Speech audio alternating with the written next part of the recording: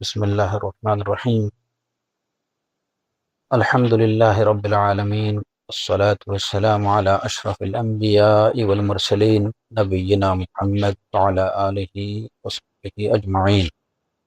وبعد، إخوة الكرام، السلام عليكم ورحمة الله وبركاته.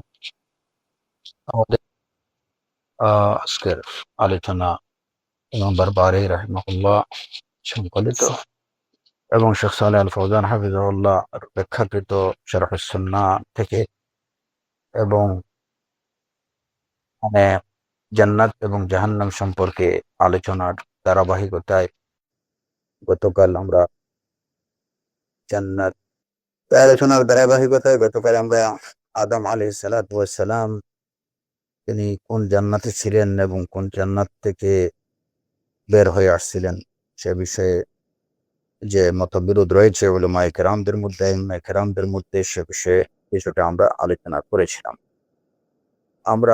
করেছিলাম যে যারা এই বিশ্বাস পোষণ করেন যে আদম আলাইহিস সালাতু ওয়াস সালাম জান্নাতুল খুলদের মধ্যে ছিলেন, চিরস্থায়ী জান্নাতে ছিলেন, আল্লাহ আযজা ওয়া জাল্লার কিছুটা শয়তানের প্ররোচনায় অবাধ্যতা করার কারণে আল্লাহ সুবহানাহু ওয়া তাআলা তাকে সেখান থেকে বের করে পৃথিবীতে পাঠিয়ে দিয়েছিলেন। এবং আমরা বলেছিলাম যে এটি হচ্ছে জমহুর উলামায়ে কেরাম, আইম্মায়ে কেরামের অভিমত, এবং সাথে এই বিষয়টা উল্লেখ করেছিলাম যে এখানে ভিন্ন মত পাওয়া যায় আহলুস সুন্নাহ ওয়াল জামাতের উলামায়ে কেরামদের উলামায়ে কেরামের মধ্যে, এবং যারা এ বিষয়ে ভিন্ন মত পোষণ করেছেন তাদের মধ্যে কারা রয়েছেন উল্লেখযোগ্য কয়েকজনের নাম আমরা বলেছিলাম, যেমন তাদের মধ্যে আছেন ইবনে নাফি', ইবনে উয়াইনা, ইমাম আবু হানিফা রাহিমাহুমুল্লাহ, আবুল কাসিম আল বালাখি, আবু মুসলিম আল ইসফাহানি, আবুল কাসিম আর রাগিব, হ্যাঁ, প্রমুখ আইম্মায়ে কেরাম, উলামায়ে কেরামরা।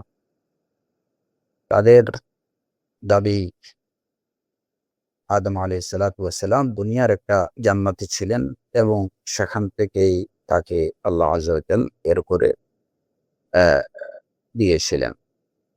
যারা বিশ্বাস পোষণ করেন যে আদম আলাইহিস সালাতু ওয়াস সালাম জান্নাতুল খুলদে ছিলেন, তাদের এই বিশ্বাস এবং দাবির সপক্ষে যে দলিলগুলো আছে তার অনেকগুলো আমরা গতকাল উল্লেখ করেছি। কোরআন এবং সুন্নাহ থেকে বিষয়টি দলিলগুলো আছে সেগুলো উল্লেখ করেছি, এবং একই সাথে যারা এই দাবি করেন বা এই বিশ্বাস পোষণ করেন যে আদম আলাইহিস সালাতু ওয়াস সালাম দুনিয়ার একটি জান্নাতে ছিলেন, তাদের দাবির সপক্ষে তারা যে যুক্তিগুলো বা যে দলিলগুলো উপস্থাপন করেন, আমরা সেগুলো সম্পর্কেও সংক্ষিপ্তভাবে সে বিষয়গুলো আলোচনা করেছি। এবং যারা ভিন্ন মত পোষণ করেন এবং বলে থাকেন যে আদম আলাইহিস সালাতু ওয়াস সালাম তার একটি জান্নাতে ছিলেন, তাদের দাবিগুলোর যে সারসংক্ষেপ আমরা উল্লেখ করেছিলাম, এই সারসংক্ষেপগুলোর মধ্যে ছিল যে আদম আলাইহিস সালাতু ওয়াস সালাম যে জান্নাতে ছিলেন সেই জান্নাতের যে বৈশিষ্ট্যগুলা আল্লাহ সুবহানাহু ওয়া তাআলা কোরআনে কারীমে উল্লেখ করেছেন, বা ওইখানে আদম আলাইহিস সালাতু ওয়াস সালামের সাথে যে ঘটনাগুলো ঘটছিল সেগুলো জান্নাতুল খুলদের বা চিরস্থায়ী জান্নাতের বৈশিষ্ট্যের সাথে মানানসই না, বা সেগুলা চিরস্থায়ী জান্নাতের বৈশিষ্ট্য হতে পারে না। আহ, এবং এ বিষয়ে তারা বেশ কিছু বিষয় উপস্থাপন বলেছেন। তো আমরা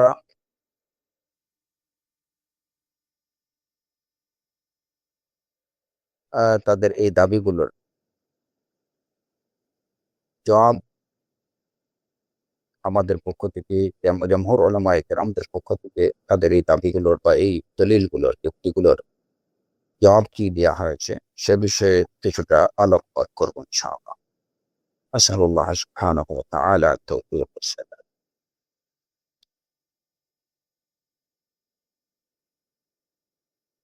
এখানে প্রথমত তারা যেটুকু বলেছিলেন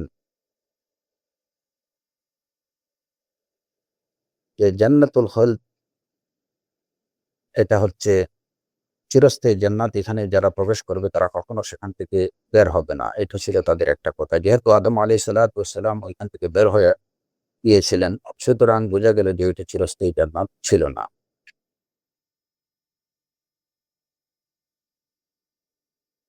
এটা একটা বিষয়। তারপরে যে ওই জান্নাতে আদম আলাইহিসসালাম এর পেটে ক্ষুধা লাগছিল, তিনি সেখানে বিবস্ত্র হয়েছিলেন, তিনি সেখানে পেরেশান হয়ে পড়েছিলেন, সেখানে ভয়ে তিনি পালাচ্ছিলেন। এই বিষয়গুলো জান্নাতুল খুলদের বৈশিষ্ট্য হতে পারে না। এগুলো ছিল বিরোধী বিরুদ্ধ মত যারা পোষণ করেন তাদের এই দাবিগুলোর অন্যতম। এ বিষয়ে জমহুর উলামায়ে কেরামরা বলে থাকেন, প্রথমত জান্নাতুল খুলদের যে এই যে বৈশিষ্ট্য, যে যারা ওইখানে প্রবেশ করবে তারা কখনো বের হবে না, এই কথাটাই আপনাদের ঠিক সঠিক। কিন্তু এটা হচ্ছে যে যখন কেয়ামতের দিন যারা মুমিনিন মুওয়াহহিদিন যারা ওই জান্নাতে প্রবেশ করবেন, ওই সময় কেয়ামতের দিন জান্নাতে প্রবেশ করার পর সেখান থেকে আর কেউ বের হবেন না। আদম আলাইহিসসালাম জান্নাতে প্রবেশ করছিলেন, সেটা কেয়ামতের দিন না। তো জান্নাতুল খুলদের যে বৈশিষ্ট্যগুলো বর্ণিত আছে, সে বৈশিষ্ট্যগুলো মানে একদম শর্টকাট উত্তর হচ্ছে জান্নাতুল খুলদের বা চিরস্থায়ী জান্নাতের যে বৈশিষ্ট্যগুলো, সে বৈশিষ্ট্যগুলো কিয়ামতের দিন হিসাবের পরে যারা আম, আ, যখন আল্লাহ আযজা ওয়া জাল্লা সমগ্র মানব জাতিকে ময়দানে মাহশারে একত্রিত করবেন এবং সেখান থেকে ফয়সালার পরে যারা জান্নাতে যাবেন, হ্যাঁ, তারা জান্নাতে প্রবেশ করার পরে আর সেখান থেকে বের হবেন না। এবং ওই সময় থেকেই জান্নাতের এই বৈশিষ্ট্যগুলো কোরআন এবং সুন্নাতে বর্ণিত আছে, সেটা সে সময় সে সময় থেকে এটা প্রযোজ্য। এছাড়া আদম আলাইহিসসালামের জান্নাতে প্রবেশ করা সেটা তো কিয়ামতের দিন হয়। তিনি এর আগে জান্নাতে প্রবেশ করেছেন, তারপর জান্নাতে প্রবেশ করা এটা ছিল একটা টেম্পোরারি একটা বিষয়। টেম্পোরারি যদি কেউ জান্নাতে প্রবেশ করেন, তাহলে সেখানে জান্নাতের যে বৈশিষ্ট্যগুলো তিনি লাভ নাও করতে পারেন। কিন্তু ইয়াউমাল কিয়ামা যারা জান্নাতে প্রবেশ করবেন তারা পার্মানেন্টলি প্রবেশ করবেন এবং জান্নাতের যে জানা যে বৈশিষ্ট্যগুলো, সে বৈশিষ্ট্যগুলো তারাই দেখতে পাবেন, তারাই উপভোগ করবেন। এছাড়া টেম্পোরারিলি কেউ যদি জান্নাতে প্রবেশ করেন, তাহলে তিনি জান্নাতের সেই চিরজানা বা জান্নাতের যে চিরস্থায়ী যে বৈশিষ্ট্যগুলো আছে, সে বৈশিষ্ট্যগুলো তারা উপভোগ করবেন। টেম্পোরারিলি যারা যাবেন তারা সে বৈশিষ্ট্য উপভোগ নাও করতে পারেন। আদম আলাইহিসসালাম জান্নাতে আল্লাহ আযজা ওয়া জাল্লা তাকে জান্নাতে বসবাসের সুযোগ দিয়েছিলেন। আল্লাহর ইলমের মধ্যে সেটা ছিল যে তিনি এখানে টেম্পোরারি থাকবেন, এখানে পার্মানেন্টলি না। কারণ পার্মানেন্টলি কেবল কিয়ামতের দিনই মানুষ জান্নাতে যাবে কিংবা জাহান্নামে যাবে। সুতরাং টেম্পোরারিলি যেহেতু আদম আলাইহিসসালামকে জান্নাতে বসবাসের সুযোগ দেওয়া হয়েছিল, সুতরাং তাকে ওইখানে যে সুযোগ সুবিধাগুলো, সেই সুযোগ সুবিধাগুলো টেম্পোরারি সুযোগ সুবিধা দেওয়া হয়েছিল, সেইগুলো চিরস্থায়ী সুযোগ সুবিধা না। কিংবা জান্নাতের যে মানে চিরস্থায়ী এবং সাধারণ যে বৈশিষ্ট্যগুলো, সে বৈশিষ্ট্যগুলো তিনি দেখতে পাননি বা উপভোগ করতে পারেন। মোট কথা হচ্ছে যে জান্নাতে কেউ এমনিতে যদি যান, তাহলে তিনি জান্নাতের অন্যান্য বৈশিষ্ট্যগুলো লাভ নাও করতে পারেন। এটাই হচ্ছে কথা। এখন এই কথার পক্ষে আমাদের দলিল কি? অবশ্যই এই কথার পক্ষে জমহুর উলামায়ে কেরামদের দলিল আছে।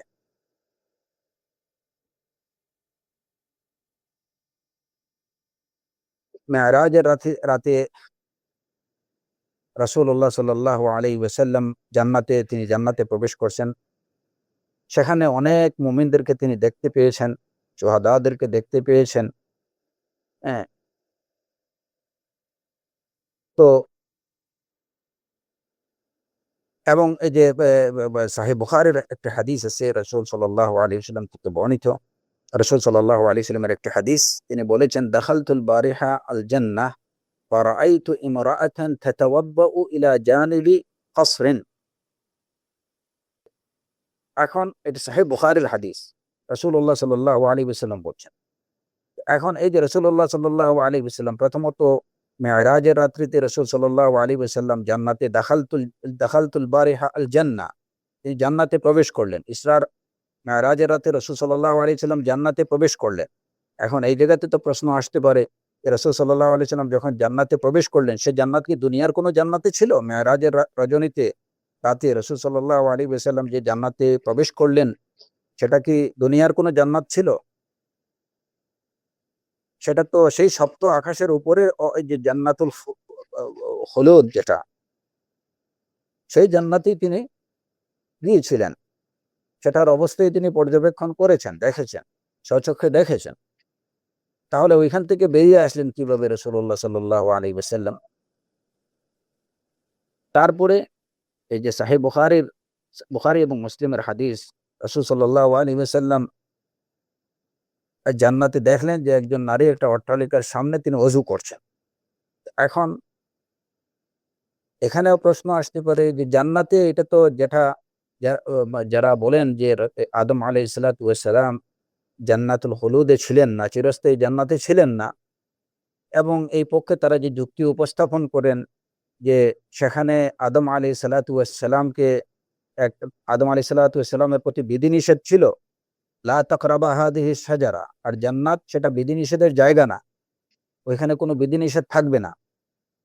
হ্যাঁ, কোনো ইবাদতের বিষয় থাকবে না। এখন কথা হলো, যদি তাই হয় তাহলে এই নারী সেখানে অজু করছেন কেন? সেটা কারণ জান্নাত তো দারুল আমল না, অজু তো একটা ইবাদা, একটা আমল। রাসূল সাল্লাল্লাহু আলাইহি ওয়াসাল্লাম দেখতে পেলেন যে সেখানে জান্নাতে অট্টালিকার পাশে একজন মহিলা অজু করছেন। তো এখানে তো ইবাদতের জায়গা না, তাহলে ইবাদত কিভাবে করছেন দেখতে পেলেন রাসূল সাল্লাল্লাহু আলাইহি ওয়াসাল্লাম?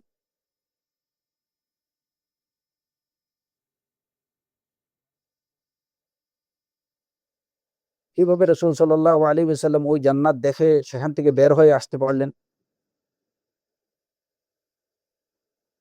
তো এই সব বিষয়গুলো থেকে এবং এ ধরনের অনেকগুলো হাদিস, বিশুদ্ধ হাদিস, হ্যাঁ, অনেকগুলো হাদিস বিশুদ্ধভাবে প্রমাণিত, যেগুলোকে, যে হাদিসগুলোর বক্তব্যকে বিষয়ে যারা ভিন্ন মত পোষণ করেন, তারাও কিন্তু এই হাদিসগুলোর বিশুদ্ধতাকে অস্বীকার করেন না, এই হাদিসগুলোকে তারাও স্বীকার করেন। যে রাসূল সাল্লাল্লাহু আলাইহি ওয়াসাল্লাম লাইলাতুল ইসরাতে জান্নাত দেখেছেন, জাহান্নাম দেখেছেন, রাসূল সাল্লাল্লাহু আলাইহি ওয়াসাল্লাম জান্নাতে প্রবেশ করেছেন। হ্যাঁ, এমনকি রাসূল সাল্লাল্লাহু আলাইহি ওয়াসাল্লাম সেখানে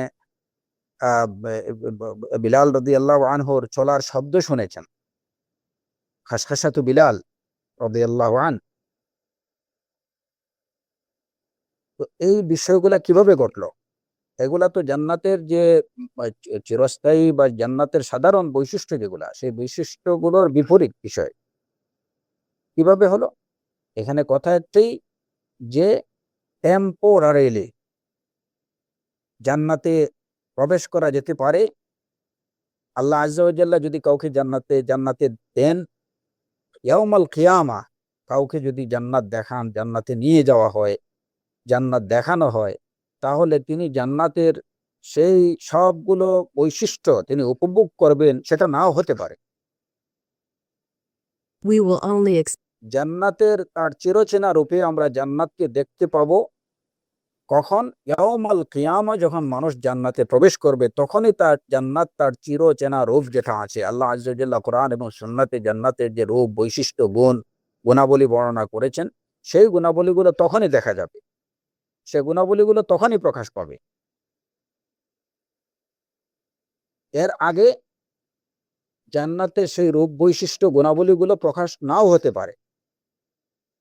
সুতরাং এই কথা বলে যে আদম আলাইহিস সালাতু ওয়াস সালাম জান্নাতে ওনার ক্ষুধা পেয়েছে, উনি বিবস্ত্র হয়েছেন, উনি সেখানে পেরেশান হয়েছেন, উনি সেখানে ভয়ে পালাচ্ছিলেন, উনি সেখানে তার প্রতি একটা বিধিনিষেধ ছিল। এই বিষয়গুলো জান্নাতের বৈশিষ্ট্যের সাথে যায় না। হ্যাঁ, আমরাও বলি এটা জান্নাতের বৈশিষ্ট্যের সাথে যায় না, কিন্তু কোন বৈশিষ্ট্যের সাথে? যে বৈশিষ্ট্যগুলো হবে ইয়াউমাল কিয়ামা, মুমিনগণ জান্নাতে প্রবেশের পূর্বে জান্নাতের যে বৈশিষ্ট্যগুলো প্রকাশ পাবে, সে বৈশিষ্ট্যগুলোর সাথে যায় না। টেম্পোরারিলি আল্লাহ আজ্জা ওয়া জাল্লা তার কোনো বান্দাকে যদি জান্নাতে প্রবেশ করান, জান্নাত দেখান, তাহলে সেই বৈশিষ্ট্যগুলো তার সামনে প্রকাশিত নাও হতে পারে। এই হচ্ছে মোটমাট কথা।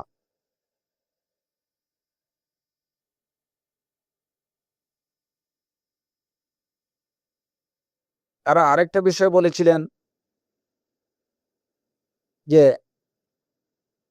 একটা বর্ণনায় আছে যে আদম আলাইহিস সালাতু ওয়াস সালাম জান্নাতে ঘুমিয়ে পড়েছিলেন। প্রথমত, হ্যাঁ, জান্নাতে ঘুমিয়ে পড়েছিলেন, এবং ঘুম জান্নাতে আহলুল জান্নাহ যারা হবেন তারা ঘুমাবেন না। এটা বিশুদ্ধ হাদিস দ্বারা প্রমাণিত। যখন যেহেতু ওই বর্ণনা থেকে জানা যায় আদম আলাইহিস সালাম ঘুমিয়ে পড়েছিলেন, তাহলে তাদের কথা হচ্ছে যে জান্নাতে যেহেতু ঘুম নেই, তাহলে বোঝা গেল যে এটা আদম আলাইহিস সালাম যে জান্নাতে ছিলেন সেটা জান্নাতুল খুলুদ ছিল না, হ্যাঁ, দারুস সওয়াব ছিল না। তাদের এই কথাটাও আমরা মানতে পারছি না। কেননা প্রথমত এই বর্ণনাটা এটা কিনা বিশুদ্ধ সূত্রে বর্ণিত না। যদি আমরা মেনে নিই যে হ্যাঁ, এটা এই বর্ণনাটা বিশুদ্ধ বলে বা গ্রহণযোগ্য বলে যদি আমরা মেনে নেই, তাহলে তাতেও কোনো অসুবিধা নেই। কারণ ওই আগের যে জবাবটা আমাদের, সেই জবাবটা এই জায়গাতেই প্রযোজ্য। ইয়াউমাল কিয়ামা, জান্নাতে প্রবেশ করার পরে আহলুল জান্নাতরা আর কখনো ঘুমাবেন না। ইয়াউমাল কিয়ামার আগে যদি কেউ জান্নাতে প্রবেশ করেন, তাহলে তিনি সেখানে ঘুমাতে পারেন। যেভাবে হাঁটাচলা করতে পারেন, সেখানে ঘুমাতেও পারেন। কিন্তু ইয়াউমাল কিয়ামা, জান্নাতে প্রবেশের পরে আর কখনো আহলুল জান্নাতরা ঘুমাবেন না। এখানে তাদের সবচেয়ে শক্ত যে যুক্তিটা ছিল, যারা বলেন যে আদম আলাইহিস সালাম দুনিয়ার কোনো এক জান্নাতি ছিলেন, তাদের সবচেয়ে শক্তিশালী যে যুক্তিটা ছিল, এটা হচ্ছে যে ইবলিস আদম আলাইহিস সালামকে প্রতারিত করে, তাকে প্ররোচনা দেয়। ফাওয়াসওয়াসা ইলাইহিশ শাইতান وقال هل أدلكم على شجرة الخلد وملك لا يبلى। এখন তাদের প্রশ্ন ছিল এইটুকু যে আদম আলাইহিস সালামকে পরেই সৃষ্টির পরপরই আল্লাহ আজ্জা ওয়া জাল ইবলিসকে, মালাইকাদেরকে এবং ইবলিসকেও নির্দেশ দিয়েছিলেন আদম আলাইহিস সালামকে সাজদা করার জন্য। সে যখন সাজদা করতে অস্বীকার করলো, তখনই আল্লাহ আজ্জা ওয়া জাল্লা তাকে সেখান থেকে বের করে, ফাখরুজ মিনহা ফাইন্নাকা রাজিম ওয়া ইন্না আলাইকা লা'নাতি ইলা ইয়াউমিদ্দিন। তখনই আল্লাহ আজ্জা ওয়া জাল্লা তাকে সেখান থেকে বের করে দিয়েছিলেন। এখন কথা হলো যে আদম আলাইহিস সালাম সৃষ্টির পরে, এর পরে তাকে জান্নাতে দেয়া হলো।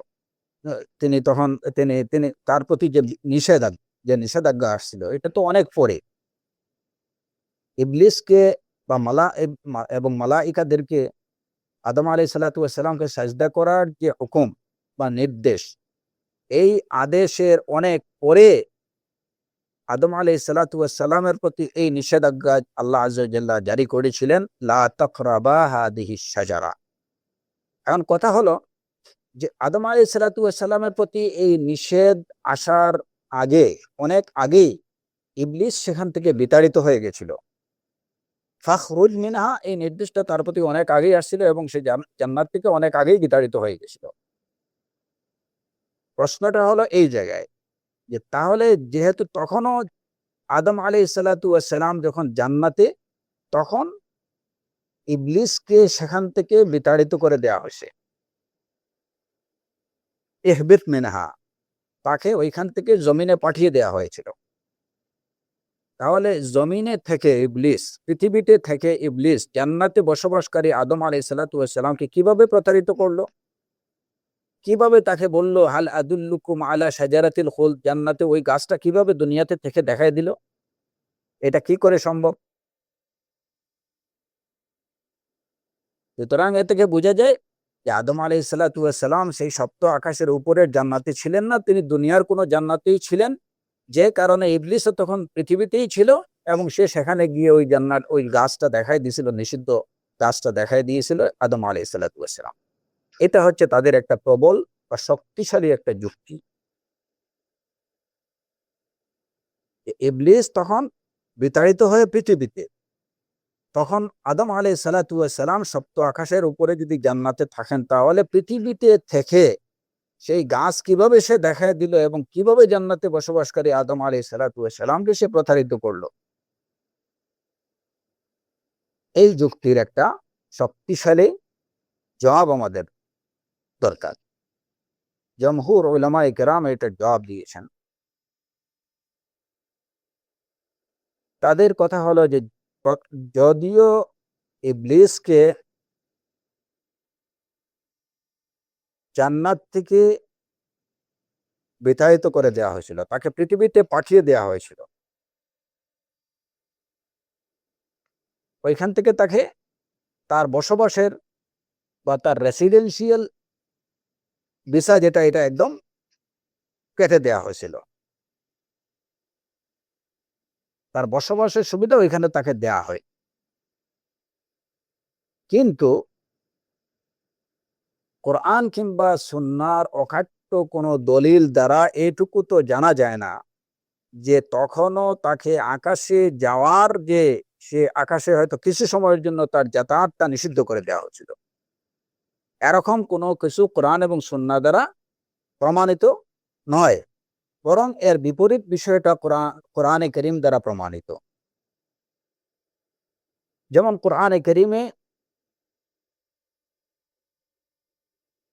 জিন্নাতদের বিষয়ে বলা হয়েছে, আল্লাহ আযজা জাল্লা বলছেন যে তারা বলতো, তাদের বিষয়ে আল্লাহ আযজা জাল্লা বলছেন ওয়া আন্না কুন্না নাকউদু মিনহা মাকআইদা লিস-সামঈ ফামান ইয়াসতামিউল আনা ইয়াজিদ লাহু শিহাবার রাসাদা।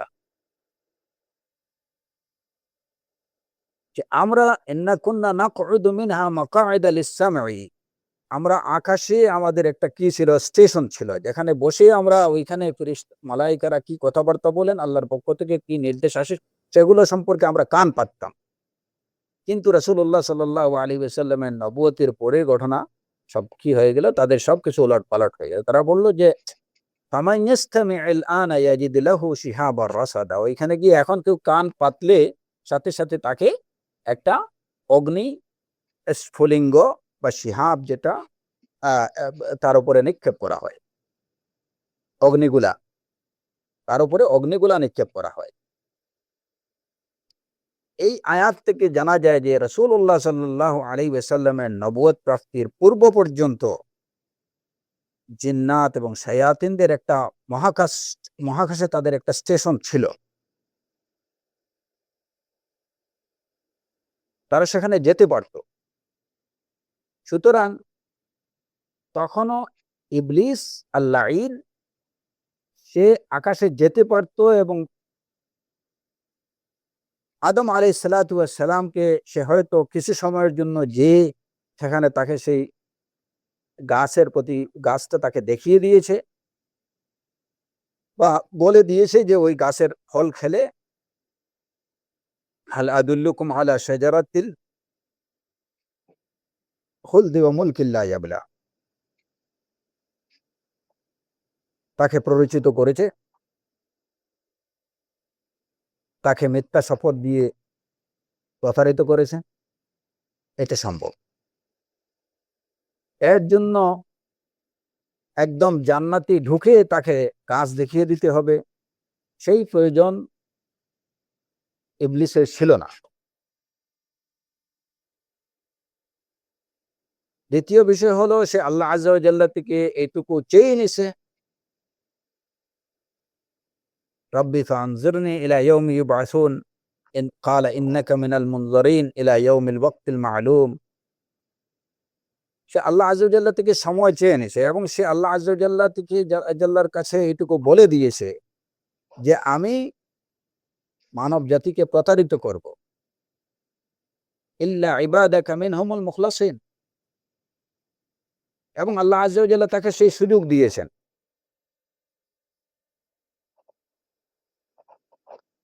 সে শপথ করেছে আল্লাহ আযজা ওয়া জাল্লার কাছে যে সে প্রত্যেকটা অলিতে গলিতে বসে থাকবে, প্রত্যেকটা স্থানে এসে মানুষকে পথভ্রষ্ট করার চেষ্টা চালাবে।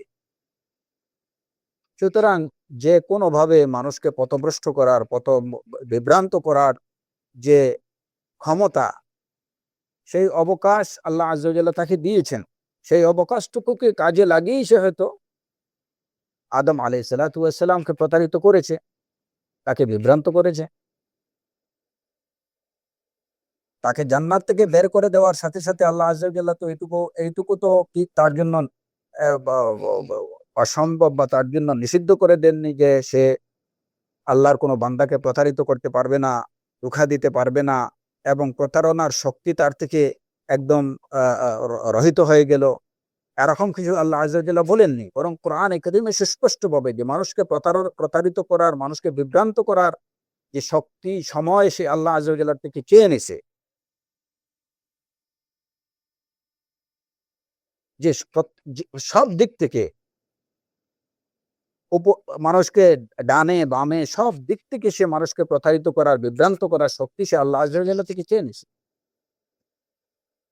সুতরাং আল্লাহ প্রদত্ত সেই তাকে আল্লাহ আযজা ওয়া জাল্লা যে অবকাশ দিছেন, সেই অবকাশ বলে, সেই সুযোগ বলে সে আদম আলাইহিস সালাতু ওয়াস সালামকে প্রতারিত করছে। অতএব তাদের এই যে কথা যে দুনিয়াতে থেকে কিভাবে সে ওইখানে কি করলো, তার জন্য আকাশে গমন ততক্ষণ পর্যন্ত নিষিদ্ধ না। মহাকাশে যাওয়াটা তার জন্য নিষিদ্ধ ছিল না, সে যেতে পারত।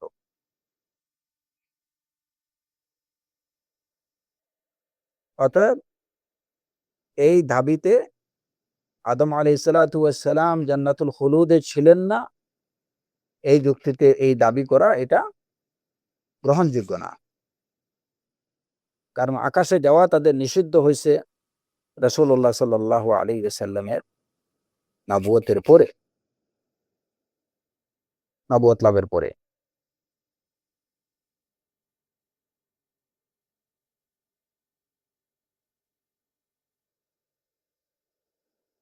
তো এই ছিল তাদের সবচেয়ে প্রবল যে যুক্তি, সেই যুক্তির জবাব যেটা জমহুর উলামায়ে কিরামদের পক্ষ থেকে দেওয়া হয়েছে।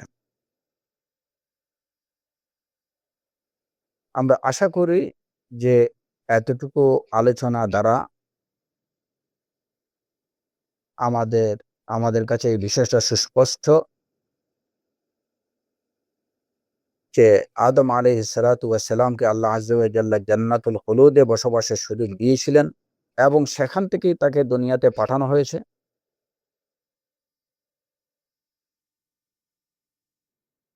এই বিষয়টাই কোরআনে কারীম এবং সুন্নাহর আলোকে এটি অধিক সমর্থিত এবং এই দাবিটাই অধিক গ্রহণযোগ্য। কিন্তু এখানে আরেকটা বিষয় রয়ে গেছে যে আমরা বলেছিলাম যে এখানে ৩টা অভিমত। একটা অভিমত হচ্ছে যে তিনি জান্নাতুল খুলুদে ছিলেন, আরেকটি ছিল যে তিনি দুনিয়ার কোনো একটা জান্নাতে ছিলেন। এখন আরেকটা অভিমত ছিল যে তিনি আকাশেরই অন্য একটা জান্নাতে ছিলেন, যেটা জান্নাতুল খুলুদ না। যারা এই দাবি পোষণ করেন তাদের মূল দলিল হচ্ছে ওইটাই, কুল নাহবিতু মিনহা জামিআ, যে আপনারা সকলে, কুল নাহবিতু মিনহা জামিআন, আপনারা সকলে এখান থেকে নেমে যান। তো এই যে ইহবিতু, সেটা উপর থেকে নিচে যাওয়া, সুতরাং আকাশ থেকেই আদম আলাইহিস সালাতু ওয়াস সালাম এবং হাওয়া আলাইহাস সালামকে পৃথিবীতে চলে আসার নির্দেশ দেওয়া হয়েছিল।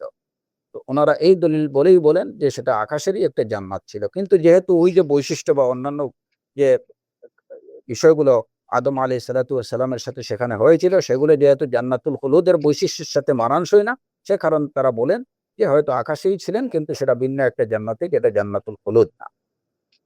এই তাদের মোটমাট কথা।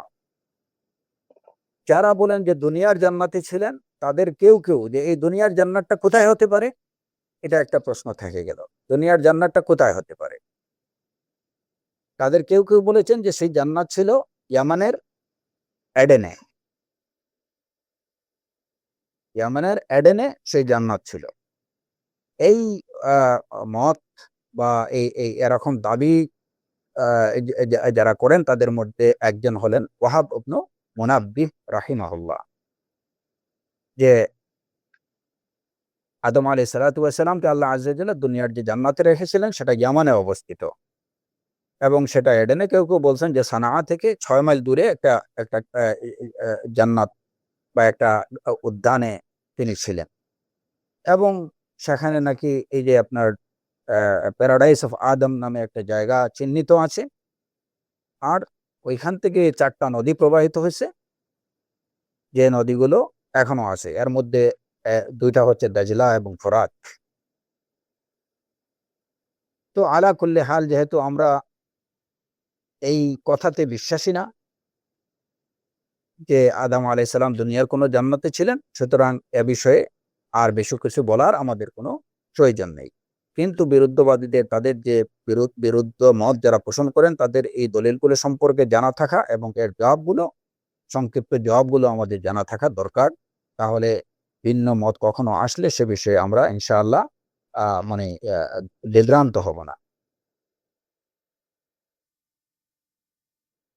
পরবর্তী আলোচনা যেটা, এই যে জান্নাত সম্পর্কে বা জাহান্নাম সম্পর্কে আরেকটা বিষয় আমাদের জানা দরকার, যে জান্নাত এবং জাহান্নামের যে অস্তিত্ব, জান্নাত এবং জাহান্নামের অস্তিত্ব এখন আছে কিনা। এই প্রশ্ন কেন? জান্নাত এবং জাহান্নামের অস্তিত্ব আছে কিনা, এই প্রশ্নটা কেন? ইমাম বারবাহারি রাহিমাহুল্লাহ তিনি এখানে যে কথাগুলো বলেছেন, এর মধ্যে একটা হচ্ছে ওয়াল ঈমান বিআন্নাল জান্নাতা হাক্কুন ওয়ান নারু হাক্কুন ওয়া আন্নাহুমা মাখলুকাতানি ওয়া হুমা মাখলুকাতানি। এই 2টা সৃষ্ট। এখন আমার মনে মনে হয় এ বিষয়ে কিছুটা আলোচনা আমরা এর আগে করেছি।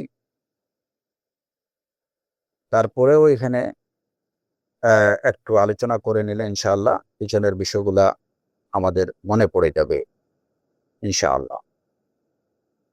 জান্নাত এবং জাহান্নাম, এই 2টার এক্সিস্টেন্স আছে কিনা বর্তমানে, এ বিষয়েও কিছু ভিন্ন মত আছে। বিষয়গুলো নিয়ে আলোচনা এই কারণে করতে হচ্ছে যে এই যে ভিন্ন মতগুলা, এই ভিন্ন মতগুলা যে একেবারে হাওয়া নির্ভর তা না, কিছুটা দলিল নির্ভর।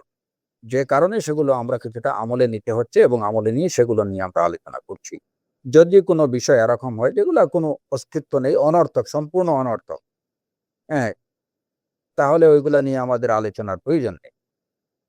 জান্নাত এবং জাহান্নামের এক্সিস্টেন্স আছে কিনা, এই দুইটা বর্তমানে বিদ্যমান আছে কিনা, নাকি ইয়াউমাল কিয়ামা, যেমন নাফখ ফিস সূর, এটা কিয়ামতের পূর্বে সিংহায় ফুৎকার দেয়া হবে। এখন তো সিংহার ফুৎকারের কোনো অস্তিত্ব নেই।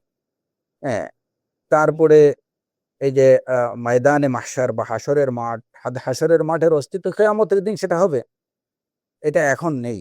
ঠিক এমনি ভাবে জান্নাত এবং জাহান্নাম, এটা কিয়ামতের দিন আল্লাহ আযজা ওয়া জাল্লা এগুলাকে সৃষ্টি করবেন, নাকি এগুলা এখনই কি আছে, এগুলা আল্লাহর সৃষ্টি করে ফেলেছেন, এগুলা সৃষ্টি করা আছে। এই বিষয়ে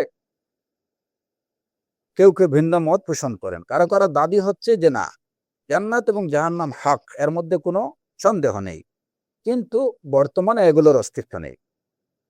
কিয়ামতের দিন আল্লাহ আযজা ওয়া জাল্লা সেগুলো তৈরি করবেন এবং সেগুলাই হবে দারুল জাযা, দারুল ইকাব, দারুস সওয়াব, দারুল ইকাব। এই দাবি যারা পোষণ করেন তাদের দলিল আছে। দলিল হচ্ছে, তাদের কথা হচ্ছে যে আল্লাহ আযজা ওয়া জাল্লা বলছেন কুল্লু শাইইন হালিকুন ইল্লা ওয়াজহা, কুল্লু শাইইন হালিকুন ইল্লা ওয়াজহা। তাদের কথা হলো যে যদি এই মুহূর্তে জান্নাত এবং জাহান্নাম বিদ্যমান থাকে, তাহলে কিয়ামতের দিন সিংহায় ফুৎকার দেওয়ার সাথে সাথে সেগুলো তো ধ্বংস হয়ে যাওয়ার কথা। কারণ আল্লাহ আযজা ওয়া জাল্লা বলছেন সবকিছু ধ্বংস হয়ে যাবে একমাত্র আল্লাহ আযজা ওয়া জাল্লা ব্যতীত। কুল্লু নাফসিন যায়িকাতুল মাউত, কোরআনে কারীমের আয়াত দুটোই। কুল্লু শাইইন হালিকুন ইল্লা ওয়াজহা, খুব ভালো করে লক্ষ্য করেন। এগুলা সূক্ষ্ম বিষয়, কিন্তু অনেক সময় এগুলা দ্বীনের বিষয়ে বিভিন্ন সন্দেহ তৈরি করে দিতে পারে। এই জন্য বিষয়গুলা স্পষ্টভাবে জানা থাকা দরকার।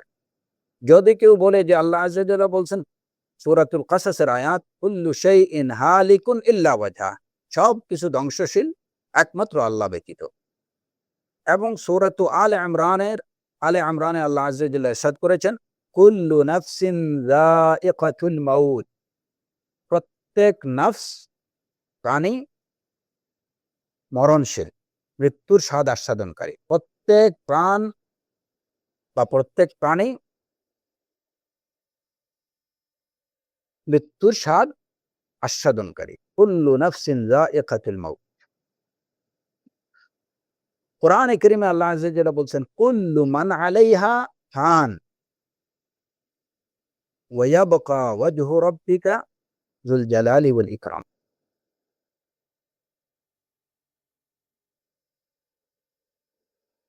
এই সব আয়াত থেকে এটা বোঝা যায় যে সবকিছুই কি হয়ে যাবে, ধ্বংস হয়ে যাবে, কেবলমাত্র আল্লাহ আযজা ওয়া জাল্লার অস্তিত্ব বিদ্যমান থাকবে। সকল প্রাণী মৃত্যুর স্বাদ আস্বাদন করবে। এখন আমরা জানি যে জান্নাতে অনেক, যাদের প্রাণ আছে এরকম অনেক আছেন। আল হুর ওয়াল গিলমান, ওয়াল মালাইকা, খাজানাতু জাহান্নাম, এরা প্রত্যেকেই প্রাণ সম্বলিত, এরা যাতু নাফস। এখন ইয়াউমাল কিয়ামা আল্লাহ আযজা ওয়া জাল্লা কুল্লু মান আলাইহা ফান, কিংবা কুল্লু নাফসিন যায়িকাতুল মাউত। তাহলে নাফখে সূরের সাথে সাথে, সিংহায় ফুৎকার দেওয়ার সাথে সাথে জান্নাতে যে সমস্ত হুর গিলমানরা আছেন সবাই একদম নিঃশেষ হয়ে যাওয়া, মরে যাওয়ার কথা। জান্নাত জাহান্নাম যত মখলুক আছে সবকিছুই তো নিঃশেষ হয়ে যাওয়ার কথা, কেবলমাত্র আল্লাহ আযজা ওয়া জাল্লার অস্তিত্ব থাকবে, এটাই কথা। এখন যদি জান্নাত এবং জাহান্নাম এই মুহূর্তে যদি এগুলা বিদ্যমান থাকে, তাহলে ইয়াউমাল কিয়ামা সিংহায় ফুৎকার দেওয়ার সাথে সাথে সবগুলো শেষ হয়ে যাবে। তাহলে তারপরে কি আবার নতুন করে আল্লাহ আযজা ওয়া জাল্লা সৃষ্টি করবেন?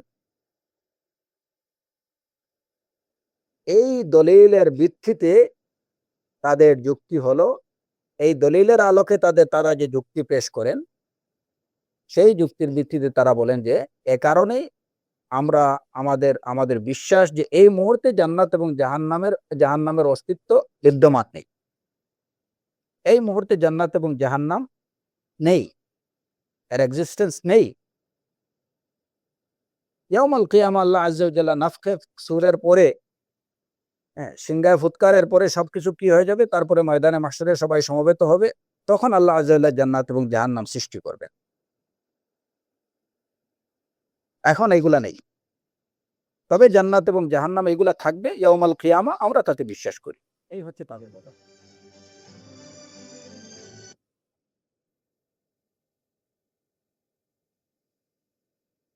আমরা তাতে বিশ্বাস করি।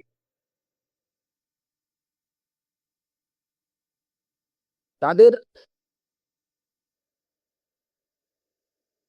আরো আরো কিছু যুক্তি আছে, তাও দলিলের ভিত্তিতে তারা বলেন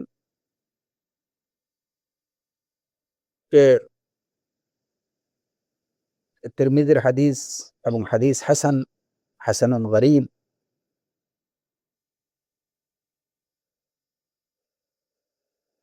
রাসূলুল্লাহ সাল্লাল্লাহু আলাইহি ওয়াসাল্লাম বলেছেন যে লম্বা হাদিসের শেষাংশ হচ্ছে যে জান্নাতের গিরাস হচ্ছে বা তার চারা উদ্ভিদ হচ্ছে সুবহানাল্লাহি আলহামদুলিল্লাহ ওয়া লা ইলাহা ইল্লাল্লাহ আল্লাহু আকবার। এই তাসবিহ গুলো যখন কেউ করবে তখন জান্নাতে তার জন্য একটা বৃক্ষের চারা রোপণ করা হবে। এবং জান্নাত হচ্ছে আন্নাল জান্নাতু তয়্যিবাতুত তুরবা আযাবাতুল মা ওয়া আন্নাহা কিআন। কিআনুন মানে কি, যেটা একদম ধূসর মরুভূমি, খোলা জায়গা। সেখানে যখন একজন বান্দা সুবহানাল্লাহ আলহামদুলিল্লাহ ওয়া লা ইলাহা ইল্লাল্লাহ আল্লাহু আকবার বলবে, রাসূলুল্লাহ সাল্লাল্লাহু আলাইহি ওয়াসাল্লাম বলেন যে তখন তার জন্য জান্নাতে একটা চারা রোপণ করা হবে।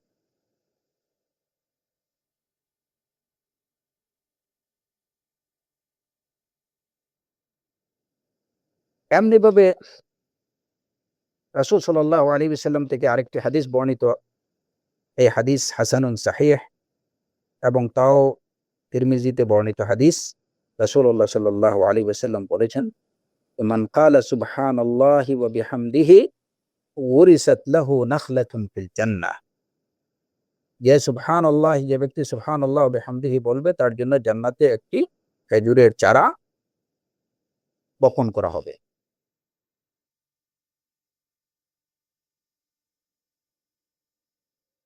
কোরআনে কারীমে ফিরআউনের স্ত্রী সম্পর্কে আল্লাহ আযজা ওয়া জাল্লা বলছেন যে ফিরআউনের স্ত্রী আল্লাহ আযজা ওয়া জাল্লার কাছে প্রার্থনা করলেন, রাব্বি ইবনি লি ইনদাকা বাইতান ফিল জান্নাহ। হে আমার রব, আমার জন্য জান্নাতে একটা গৃহ নির্মাণ করুন। রব্বি ইবনি লি ইনদাকা বাইতান ফিল জান্নাহ। হে রব, আমার জন্য আপনার কাছে, আপনার সন্নিকটে জান্নাতে আমার জন্য একটা গৃহ নির্মাণ করুন। এই দলিলগুলোর ভিত্তিতে তাদের কথা হচ্ছে যে যদি জান্নাত এটা রেডি থাকতো, অলরেডি এটা যদি বিদ্যমান থাকতো, তাহলে সেখানে জান্নাতে ঘর বানানোর জন্য, আবার নতুন করে ঘর বানানোর জন্য কেন ফিরআউনের স্ত্রী আল্লাহ আযজা ওয়া জাল্লার কাছে প্রার্থনা করলেন? জান্নাত যদি সেটা রেডি থাকতো তাহলে সেখানে সুবহানাল্লাহ আলহামদুলিল্লাহ ওয়া লা ইলাহা ইল্লাল্লাহ আল্লাহু আকবার এইটুকু বললে সেখানে কেন আবার নতুন করে চারা গজানোর প্রশ্ন আসে কেন? কেন সুবহানাল্লাহি ওয়া বিহামদিহি বললে সেখানে চারা গজাবে? যদি জান্নাতিটা রেডি থাকে, এটা বিদ্যমান থাকে, তাহলে সেখানে নতুন করে চারা গজানোর কি আছে? নতুন করে ঘর বানানোর কি আছে? যেমন যে আপনার জন্য একটা কাপড় রেডি করলো অথবা আপনার জন্য একটা ঘর বানালো, তাকে কি আপনি আবার বলবেন যে আমার জন্য একটা কাপড় বানাও, একটা ঘর বানাও? যদি আপনার কাপড় না থাকে কিংবা আপনার জন্য যদি কাপড় বানানো না হয় কিংবা কেউ যদি আপনার জন্য ঘর না বানায়, গৃহ নির্মাণ না করে, আপনি তাকে বলতে পারেন যে আমার জন্য একটা ঘর বানাও। কারণ ঘর নেই, আমার কাপড় নেই, আমার জন্য একটা কাপড় বানাও। ঘর নেই, ঘর বানাও। রাব্বি ইবনি লি ইনদাকা বাইতান ফিল জান্নাহ, জান্নাতে আমার জন্য একটা ঘর বানাও। তার মানে কি জান্নাতে ঘর এখন নেই, আমার জন্য বানাও। তারা এভাবেই বিষয়টাকে বুঝছেন। তারপরে যেমন এই যে সাহিহ বুখারী এবং মুসলিমের হাদিস, রাসূলুল্লাহ সাল্লাল্লাহু আলাইহি ওয়াসাল্লাম বলেছেন, মান বানা লিল্লাহি মাসজিদান বানাল্লাহু লাহু বাইতান ফিল জান্নাহ। যে আল্লাহর জন্য একটা মসজিদ নির্মাণ করলো, আল্লাহ আযজা ওয়া জাল্লা তার জন্য জান্নাতে একটা গৃহ নির্মাণ করলেন। এখন যদি জান্নাত, তাদের কথা হচ্ছে জান্নাত থাকলে তো ঘর, গাছপালা সবই থাকবে, সব মিলিয়ে তো এটা গার্ডেন হবে। বোঝা গেল যে এটা রেডি নাই। আল্লাহ আযজা ওয়া জাল্লা ইয়াউমাল কিয়ামা সেগুলো রেডি করবেন।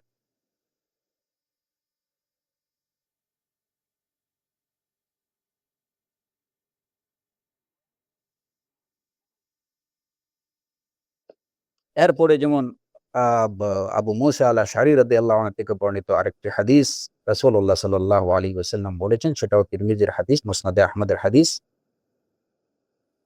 যে রাসূলুল্লাহ সাল্লাল্লাহু আলাইহি ওয়াসাল্লাম বলেছেন, ইযা কাবাদাল্লাহু ওয়ালাদাল আবদ, قال يا ملك الموت قبضت ولد عبدي يا ملك الموت قبضت ولد عبدي قبضت قرة عينه وثمرة فؤادي قال نعم আল্লাহ আযজা ওয়াজাল যখন আল্লাহর কোনো বান্দার বাচ্চাকে সন্তানের যখন মৃত্যু হয় তখন আল্লাহ আযজা ওয়াজাল মালিকুল মউতকে ডেকে বলেন যে তুমি আমার বান্দার সুখের প্রশান্তি, সুখের ঠান্ডা বা প্রশান্তি, তার অন্তরের ফসল, জানের টুকরা যেটাকে আমরা বলি, তার জানের টুকরা, তার চোখের প্রশান্তি, সন্তানের জান আপনি কবজ করেছেন। মালাকুল মউত বলবেন যে নাম। কালা ফামা কাল, আল্লাহ আযজা ওয়াজাল্লাহ জিজ্ঞেস করবেন তুমি যখন এই কাজটি করলে আমার বান্দা তখন কি বলল? মালাকুল মউত জবাব দেবেন হামিদাকা ওয়াস্তারজা, আপনার বান্দা আপনার প্রশংসা করেছে এবং ইস্তেরজা করেছে, মানে ইন্না লিল্লাহি ওয়া ইন্না ইলাইহি রাজিউন বলেছে। এ কথা শুনে আল্লাহ আযজা ওয়াজাল্লাহ বলবেন উবনু লাহু বাইতান ফিল জান্নাহ ওয়া সাম্মুহু বাইতাল হামদ, আমার এই বান্দার জন্য জান্নাতে একটা ঘর বানাও, একটা বাড়ি নির্মাণ করো, ওয়া সাম্মুহু বাইতাল হামদ, এবং ওই বাড়ির নাম রাখো বাইতুল হামদ। তো এখানে বোঝা গেল যে জান্নাতে ঘর বানানো হবে যখন কোনো আল্লাহর কোনো মুমিন বান্দার সন্তান মারা যাবে এবং সে যদি আল্লাহর প্রশংসা করে, সে যদি ইস্তেরজা করে, প্রকৃত অর্থে যদি ইস্তেরজা করে, আল্লাহ আযজা ওয়াজাল্লাহ তার জন্য জান্নাতে ঘর বানাবে। তাদের কথা হচ্ছে যে এগুলো তো নতুন করে নির্মাণ হবে, যখন বান্দা বলবে তখন নির্মাণ হবে। এখন সবকিছু যদি রেডি থাকে তাহলে বানানোর প্রশ্ন তো আসতো না। এমনি ভাবে মান সাল্লা ফি ইয়াউমিন ওয়া লাইলাতিন ইসনাতাই আশারা রাকাআ সিওয়াল ফরিদা বানাল্লাহু লাহু বাইতান ফিল জান্নাহ, যে ফরজ সালাত ছাড়া ব্যতীত যদি যে ব্যক্তি দিনে রাতে মিলে 12 রাকাত সালাত আদায় করবে, আল্লাহ আযজা ওয়াজাল্লাহ জান্নাতে তার জন্য ঘর বানাবেন। তো এই সবগুলোই হচ্ছে নতুন প্রশ্ন।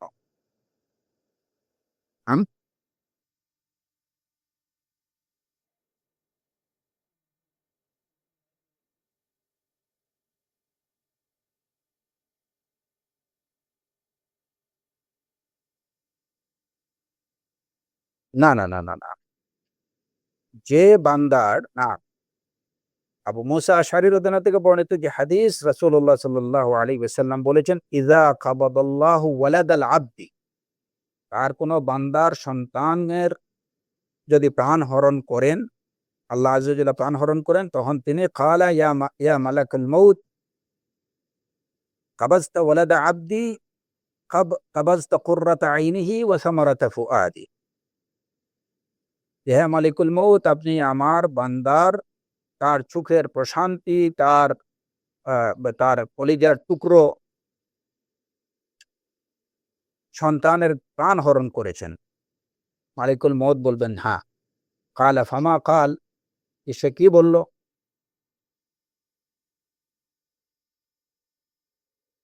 তখন মালাকুল মউত বলবেন যে আপনার সেই বান্দা, যে বান্দার সন্তানের প্রাণ হরণ করেছে, সেই বান্দা হামিদাকা ওয়াস্তারজা, সে আপনার প্রশংসা করেছে এবং ইন্না লিল্লাহি ওয়া ইন্না ইলাইহি রাজিউন বলেছে।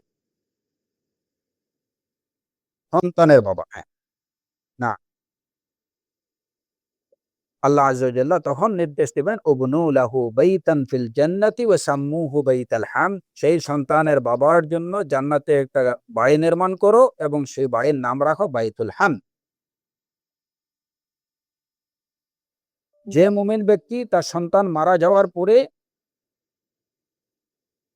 আল্লাহ আযজা ওয়া জাল্লার প্রশংসা করবে, আলহামদুলিল্লাহ আলা কুল্লি হাল, এবং ইন্না লিল্লাহ প্রকৃত অর্থে আল্লাহ আযজা ওয়া জাল্লার কাছে ফিরে যাবে, ইন্না লিল্লাহি ওয়া ইন্না ইলাইহি রাজিউন বলবে, তার জন্যই আল্লাহ আযজা ওয়া জাল্লা জান্নাতে গৃহ নির্মাণ করবে। তো এরপরে যে ব্যক্তি রাসূলুল্লাহ সাল্লাল্লাহু আলাইহি ওয়াসাল্লামের অন্য হাদিস মুসনাদে আহমদের হাদিস, সাহিহ মুসলিমের হাদিস, মান সাল্লা ফি ইয়াউমিন ওয়া লাইলাতিন 12 রাকাআ সিওয়াল ফরিদা বানাল্লাহু লাহু বাইতান ফিল জান্নাহ। ফরজ সালাত ব্যতীত যে দিবারাত্রি আরো 12 রাকাত সালাত পড়বে, আল্লাহ আযজা ওয়া জাল্লা জান্নাতে তার জন্য একটা বাড়ি নির্মাণ করবেন, গৃহ নির্মাণ করবেন।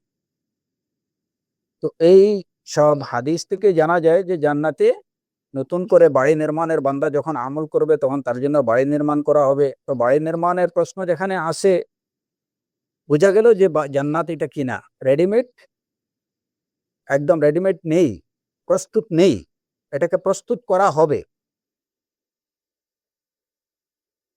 তো এই সব দলিলের ভিত্তিতে তাদের কথা হচ্ছে যে এই মুহূর্তে জান্নাত বা জাহান্নামের অস্তিত্ব নেই, ইয়াউমুল কিয়ামা সেগুলো অস্তিত্বে আসবে, আল্লাহ আযজা ওয়া জাল্লা তৈরি করবেন। এগুলো হচ্ছে তাদের যুক্তি এবং তাদের দলিল। এবং সবচেয়ে প্রধান যে দলিল বা যুক্তি যেটা তাদের, যদি এই মুহূর্তে এগুলা থেকে থাকে তাহলে তো ইয়াউমুল কিয়ামা সব ধ্বংস হয়ে যাওয়ার কথা। কারণ আল্লাহ আযজা ওয়া জাল্লা বলছেন কুল্লু নাফসিন যায়িকাতুল মাউত, এবং হুর গিলমান যারা আছেন তারা তো প্রাণ সম্বলিত, তাদের প্রাণ আছে, সুতরাং সিংহায় ফুৎকারের সাথে সাথে তারা সবাই মরে যাওয়ার কথা। এবং জান্নাত জাহান্নাম এই যে যা কিছু আছে সবকিছু ধ্বংস হয়ে যাওয়ার কথা। এইসব যুক্তি এবং দলিলের ভিত্তিতে তাদের কথা হচ্ছে যে এই মুহূর্তে জান্নাত বা জাহান্নামের অস্তিত্ব নেই। কিন্তু আহলে সুন্নাহ ওয়াল জামাতের বলতে গেলে এটা ইজমা। যেহেতু কিছু সংখ্যক কেউ কেউ দ্বিমত পোষণ করছেন, সে কারণে আমরা এই দ্বিমত গুলোকে সামনে রেখে সেটাকে ইজমা আমরা জমহুর উলামায়ে কেরামরা বলেননি, কিন্তু এটা বলা যায় সেটা ইজমা যে জান্নাত এবং জাহান্নাম বর্তমানে বিদ্যমান আছে এবং কিয়ামত পর্যন্ত সেগুলো বিদ্যমান থাকবে। নতুন করে বানানোর কোনো, নতুন করে জান্নাত এবং জাহান্নামকে অস্তিত্ব দেওয়ার কোনো প্রশ্ন নেই। জান্নাত এবং জাহান্নামের অস্তিত্ব বর্তমানে আছে, বিদ্যমান, এই মুহূর্তে বিদ্যমান, এবং এগুলো কোরআন এবং সুন্নাহর অসংখ্য যে দলিলগুলো থেকে সেটা প্রমাণিত। উইদ্দাত লিল মুত্তাকিন, জান্নাতের বিষয়ে আল্লাহ আযজা ওয়া জাল্লা বলছেন এগুলোকে মুত্তাকিনদের জন্য প্রস্তুত করা হয়েছে। উইদ্দাত। জাহান্নাম সম্পর্কে বলা হয়েছে উইদ্দাত লিল কাফিরিন, কাফিরদের জন্য সেটাকে প্রস্তুত করা হয়েছে। সবগুলোই পাস্ট টেন্স দিয়ে, এগুলো প্রস্তুত করা হয়ে গেছে, অলরেডি মেড, ক্রিয়েটেড।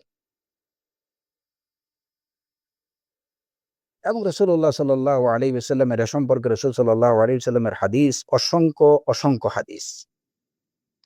এখন কথা হলো যে এখানে তারা প্রথমত যে দলিলটা উপস্থাপন করেছেন, কারণ জান্নাত এবং জাহান্নামের অস্তিত্ব বিদ্যমান, এ বিষয়ে দলিল নতুন করে দেওয়ার আসলে কোনো প্রয়োজন নেই, কারণ কোরআন এবং সুন্নাতে এই বিষয়ে দলিলে ভরপুর। প্রয়োজন শুধু এটুকু জেনে রাখা যে এই যে যারা ভিন্ন মত পোষণ করেন তারা যে দলিলগুলো দিলেন বা যে যুক্তিগুলো পেশ করলেন, সেই যুক্তিগুলোর খণ্ডন কি বা সেই দলিলের জবাবগুলো, হ্যাঁ, এগুলো আমাদের জেনে নেওয়া দরকার। প্রথমত তারা যে দলিলটা উপস্থাপন করেছেন, কুল্লু নাফসিন যায়িকাতুল মাউত, কুল্লু শাইইন হালিকুন ইল্লা ওয়াজহাহ, কুল্লু মান আলাইহা ফান, এই আয়াতগুলোতে কুল্লু শাইইন হালিকুন, আমরা যদি এই আয়াতে আসি, কুল্লু শাইইন হালিকুন ইল্লা ওয়াজহাহ, সবকিছু ধ্বংসশীল একমাত্র আল্লাহ আযজা ওয়া জাল্লা ব্যতীত। এর মানে কি? সালাফরা এই আয়াতের মানা কিভাবে বুঝেছেন, এই আয়াত থেকে তারা কি বুঝছেন, সেটাই আমাদের বুঝতে হবে।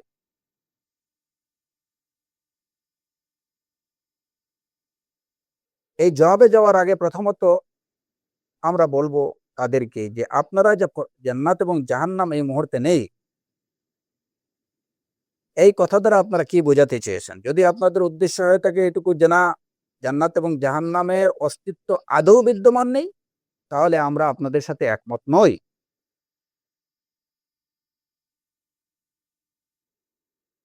যে এই মুহূর্তে জান্নাত এবং জাহান্নামের অস্তিত্ব নেই, যদি আপনারা এই কথা বোঝাতে চান, তাহলে আমরা আপনাদের এই কথাকে আমরা গ্রাহ্য করি না। আর যদি আপনাদের উদ্দেশ্য হয় যে এই মুহূর্তে জান্নাত, দেখেন এখানে কিন্তু খুব সূক্ষ্ম পার্থক্য। তাদের প্রতি আমাদের জিজ্ঞাসা যে জান্নাত এবং জাহান্নামের এক্সিস্টেন্স এখন নেই, এর দ্বারা তারা কি বোঝাতে চাইছেন। যদি তারা এটুকু বোঝাতে চান যে জান্নাত এবং জাহান্নামের অস্তিত্ব এই মুহূর্তে বিদ্যমান নেই, তাহলে আমরা তাদের এই কথাটা অগ্রাহ্য করি, এটাকে আমরা মানি না, এর সাথে সম্পূর্ণ দ্বিমত পোষণ করি। আর যদি তাদের এ দাবির উদ্দেশ্য হয় বা তারা একথা দ্বারা এটা বোঝাতে চান যে এই মুহূর্তে জান্নাত এবং জাহান্নাম বিদ্যমান আছে, কিন্তু সেটা পরিপূর্ণ নয়। জান্নাত এবং জাহান্নাম মানে এখনো এটা কিনা পরিপূর্ণ না।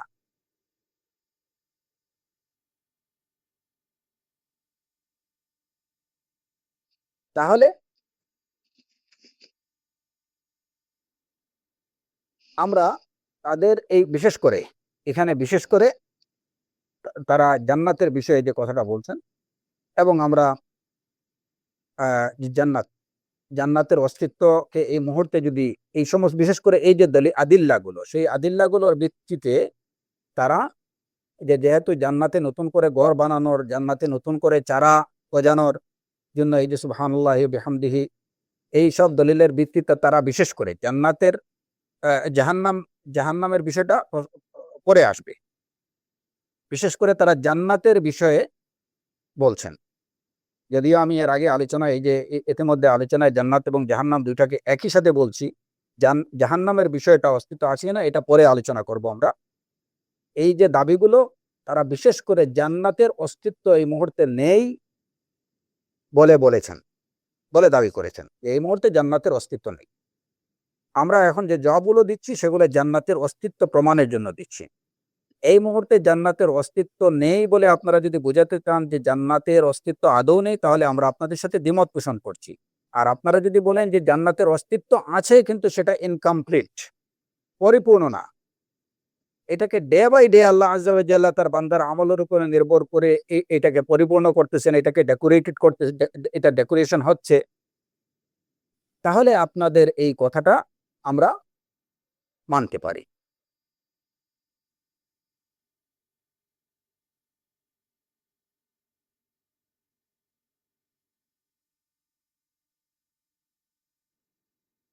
যদি তাদের দাবি হয় এইটুকু যে আল্লাহ আযজা ওয়া জাল জান্নাতকে আরো বেশি এটাকে কি করতেছেন,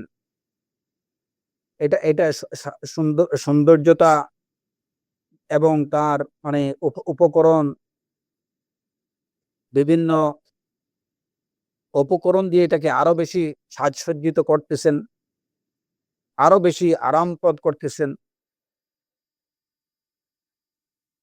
তাহলে আমরা এই বিষয়ের সাথে দ্বিমত পোষণ করি না।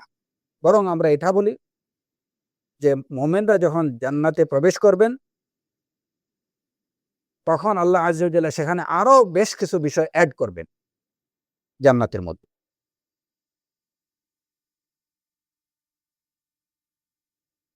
এবং হাদিস দ্বারাও এই বিষয়টা প্রমাণিত।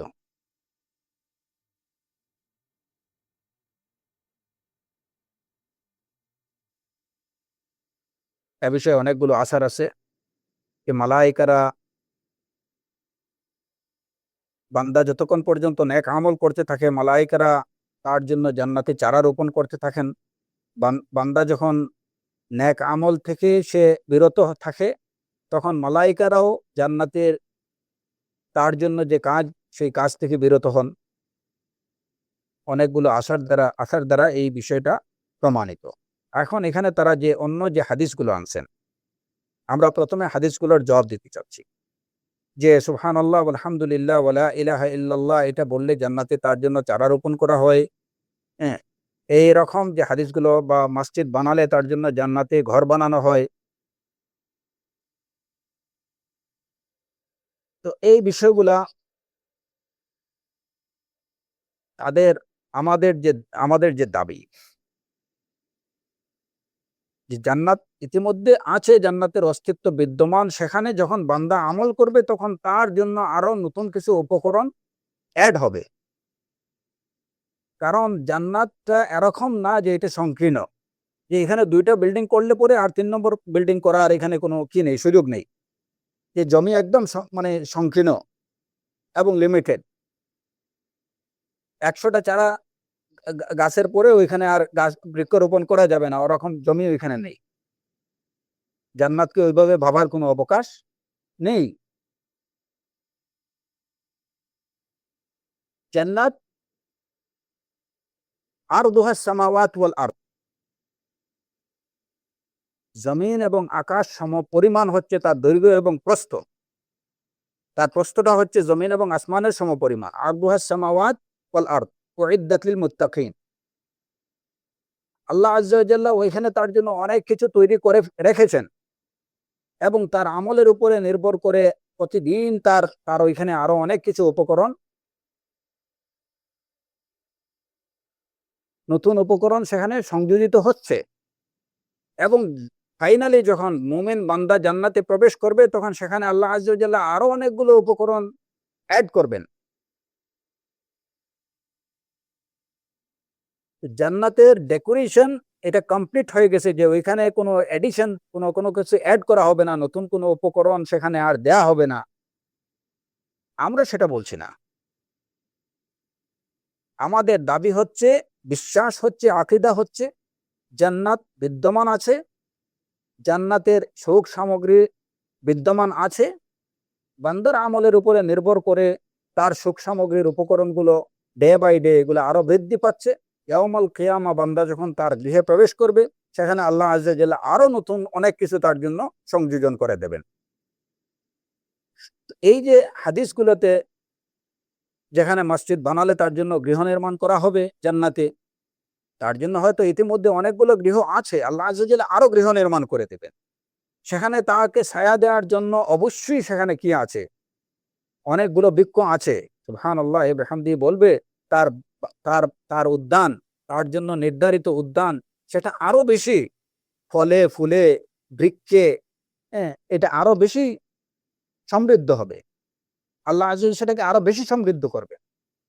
এর জন্য এই জান্নাতের বিভিন্ন তাবাকাত আছে, দারাজাত আছে। জান্নাতের বিভিন্ন স্তর, এক স্তর থেকে আরেক স্তর অনেক উন্নত। সেটা কিভাবে হয়? সেটা বান্দার আমলের উপরে নির্ভর করেই আল্লাহ আজ্জা ওয়া জাল তাকে কোন স্তরে রাখবেন সেটা নির্ভর করেন। যার আমল হবে যত বেশি উন্নত, আল্লাহর ইচ্ছায়, আল্লাহর ফজল এবং কারামে, শুধু বান্দার আমলের দ্বারা না, সেটা আল্লাহর রাহমত, আল্লাহর অনুগ্রহে তার জন্য তার বাসস্থান হবে তত উন্নত, তত সমৃদ্ধ। যে যত বেশি আল্লাহর জিকির করবে, আল্লাহর পথে সাদাকা করবে, যে যত বেশি সিয়াম পালন করবে, সালাত আদায় করবে, তাওহীদের উপরে যে যত বেশি অটল এবং অবিচল থাকবে, তার জান্নাত হবে তত বেশি সমৃদ্ধ। তো মানুষের আমল তো চলমান, মানুষের আমল তো এরকম না যে এটা একটা জায়গায় থেমে থাকে। কেউ যদি তার আমলটা, যে যত বেশি মুমিন মুওয়াহিদিনরা তাদের আমল, নেক আমলগুলো যত বেশি বাড়াতে থাকবে, তার জান্নাত তত বেশি সমৃদ্ধ হতে থাকবে। জান্নাতের মধ্যে তার সুখ সামগ্রীর উপকরণগুলো তত বেশি অ্যাড হতে থাকবে, আল্লাহ আজ্জা ওয়া জাল্লা তত বেশি অ্যাড করে দেবেন। এই হাদিসগুলো দ্বারা এই বিষয়টা সুস্পষ্টভাবে প্রমাণিত। রব্বিবনি লি ইনদাকা বাইতান ফিল জান্নাহ, ফিরআউনের স্ত্রী যখন এই দোয়া করলেন যে আল্লাহ আমার জন্য, আপনি আপনার নিকটে জান্নাতে আমার জন্য একটা ঘর বানান, এর অর্থ কি ওইখানে জান্নাতে আর তার জন্য আর কোনো ঘর নেই, ছিল না? আল্লাহ আজ্জা ওয়া জাল্লা তার জন্য যেটুকু প্রস্তুত করেছেন সেটুকু তো আছে। বান্দা আরো বেশি চাইবে আল্লাহর কাছে, আরো বেশি প্রার্থনা করবে, তার জান্নাত তত বেশি, তার তার উদ্যান, তার জান্নাত, তার গার্ডেন তত বেশি সমৃদ্ধ হবে। জান্নাতে তার দরজা তত বেশি উঁচু হবে। এবং এই হিসাবেই জান্নাতুল ফিরদৌস এটা হচ্ছে সবচেয়ে সমৃদ্ধ, এবং যারা আমলের দিক থেকে সবচেয়ে বেশি সমৃদ্ধ তারাই হবেন ওই জান্নাতের অধিকারী। সুখ সামগ্রীর দিক থেকে ওই জান্নাত হবে সবচেয়ে বেশি সমৃদ্ধ। এর জন্য আমরা যখন আল্লাহ আযজা ওয়া জাল্লার কাছে জান্নাত চাইবো তখন সেই জান্নাতুল ফিরদৌসের কামনা করব। আল্লাহুম্মা ইন্না নাসআলুকা আল জান্নাহ জান্নাতাল ফিরদৌস।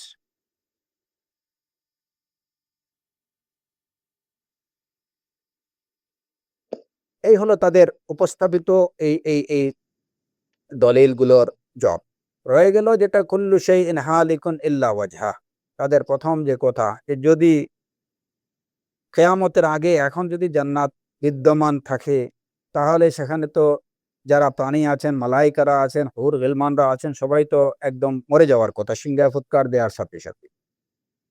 হ্যাঁ, প্রথম কথা হচ্ছে কুল্লু শাইইন হালিকুন ওয়াজহা। এই আয়াতের ব্যাখ্যা সালাফরা কিভাবে করেছেন। ইমাম বুখারী রাহিমাহুল্লাহ কুল্লু শাইইন হালিকুন ইল্লা ওয়াজহাহু, সবকিছু মরণশীল, সবকিছু ধ্বংসশীল একমাত্র আল্লাহ ব্যতীত।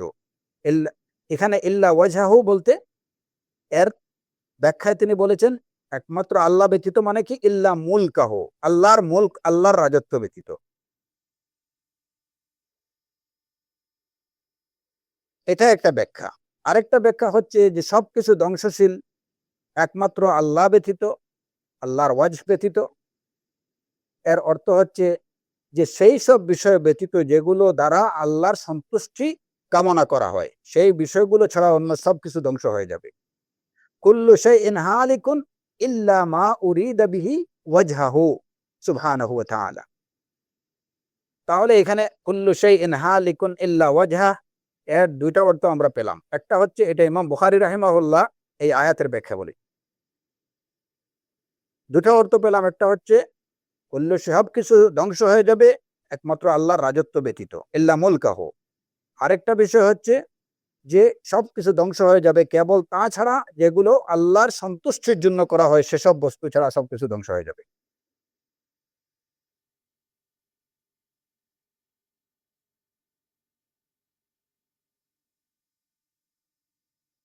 আচ্ছা,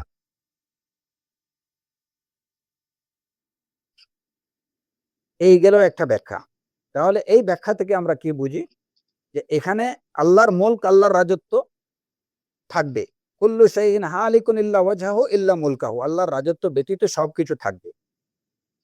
তো সেই রাজত্ব, আল্লাহর সেই রাজত্বের মধ্যে যতটুকু আল্লাহ আযজা ওয়া জাল্লা রাখতে চান সেটুকু থাকবে। দুনিয়ার বিষয়গুলোকে ধ্বংস করে দেবেন। আখেরাতের বিষয় যেগুলো, পরকালের যে বিষয়গুলো, সেগুলোকে আল্লাহ আযজা ওয়া জাল্লা সেগুলো ধ্বংস হয়ে যাবে সেটা তো বলেননি। কুল্লু শাইইন হালিক ইল্লা ওয়াজহাহু, এখন যদি কেউ বলে যে এখানে সবকিছু ধ্বংস হয়ে যাবে, সেটা দুনিয়া, ইহকাল, পরকাল সবকিছুকেই তো অন্তর্ভুক্ত রাখে। তাহলে আমরা বিষয়টাকে কিভাবে বুঝবো? এ বিষয়ে উলামায়ে কেরামরা চমৎকার জবাব দিয়েছেন।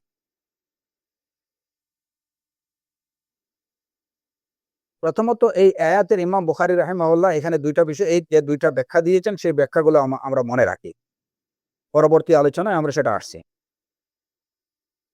তিনি দুইটা ব্যাখ্যা দিলেন। একটা হচ্ছে যে এখানে ইল্লা ওয়াজহাহু বলতে আল্লাহর মুলক ব্যতীত অন্য সবকিছু ধ্বংস হবে। দ্বিতীয় বিষয় হলো যেটা যার দ্বারা আল্লাহ আযজা ওয়া জাল্লার সন্তুষ্টি কামনা হয় সেই সব বিষয় ছাড়া অন্য সব বিষয় ধ্বংস হয়ে যাবে।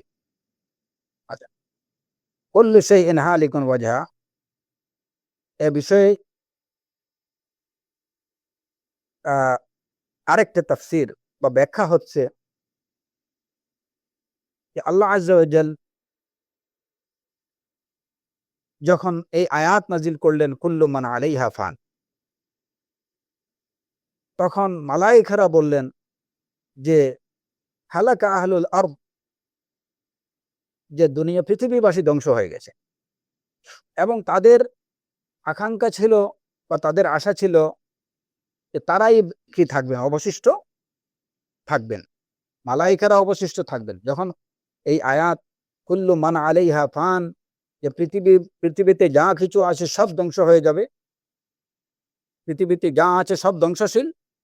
তখন মালাইকারা মনে করলেন যে সব পৃথিবীবাসীরা ধ্বংস হয়ে যাবে, কেবল তাদের অস্তিত্ব বিদ্যমান থাকবে, তারা বাকি থাকবেন। তখন আল্লাহ আযজা ওয়া জাল এই বিষয়ে তাদেরকে জানিয়ে দিলেন, কুল্লু শাইইন হালিকুন ইল্লা ওয়াজহা। কুল্লু শাইইন হালিকুন, যে সব যত বস্তু আছে, যত থিং, এই থিং এর মধ্যে মানব জাতি আছে, জিন্নাত আছে, মালাইকারা আছে, যা আছে সব বস্তু, হালিকুন বিমায়না মাইয়িতুন, সব কিছু মরণশীল, একমাত্র আল্লাহ ব্যতীত। লিআন্নাহু হাইয়ুন লা ইয়ামুত, আল্লাহ চিরন্তন, চিরঞ্জীব। এই বিষয়ে জানার পরে মালাইকারা নিশ্চিত হলেন যে তাদেরও মৃত্যু আছে, তারাও মৃত্যুবরণ করবেন। এখান থেকে, এই ব্যাখ্যা থেকে কি বোঝা গেল? যে এখানে মালাইকারাও মৃত্যুবরণ করবেন সে বিষয়টাকে জানানোর জন্য আল্লাহ আযজা ওয়া জাল্লা কুল্লু শাইইন হালিকুন ইল্লা ওয়াজহা এটুকু বলেছেন।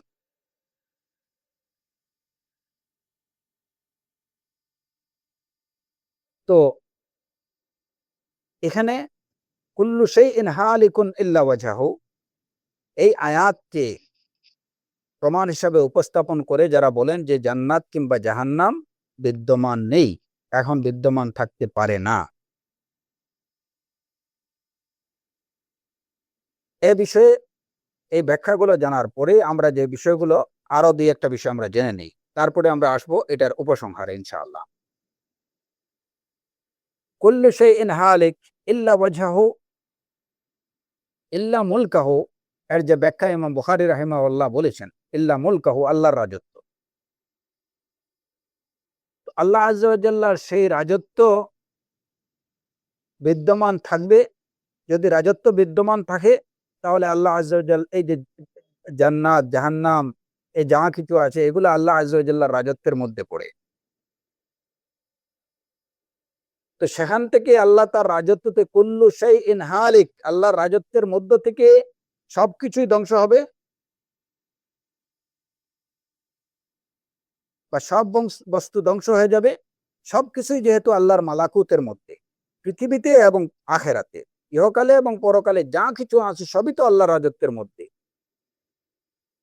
আল্লাহ আযজা ওয়া জাল্লা তিনি বললেন যে সেই রাজত্ব থেকে অনেক কিছু, সবকিছু ধ্বংস হয়ে যাবে, তবে ওই রাজত্ব থেকে কিছু অংশটাকে তিনি কি করলেন? ইস্তিসনা করলেন, ইল্লা ওয়াজহাহু। সুতরাং ওই আয়াতই প্রমাণ করে যে জান্নাত এবং জাহান্নাম এটা আল্লাহর মালাকুতের মধ্যে, আল্লাহর রাজত্বেরই একটা অংশ। এই অংশ বাদে যা কিছু আছে অন্য সবকিছু ধ্বংস হয়ে যাবে। আয়াতের অর্থ এটা হতে পারে যে আল্লাহ যতটুকু রাখতে চান সেটুকু উপর বাদে অবশিষ্ট সবকিছু ধ্বংস হয়ে যাবে। কুল্লু শাইইন হালিক ইল্লা ওয়াজহা। যেমন আমরা যদি এটা আরবিতে বা বাংলাতে যদি একটা উদাহরণ দিই, যে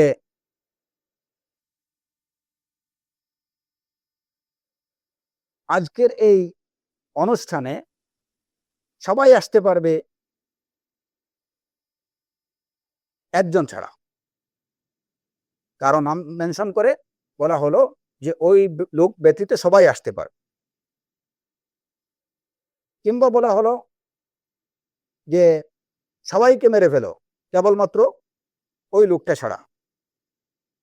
কুল্লু শাইইন হালিকুন ইল্লা ওয়াজহা,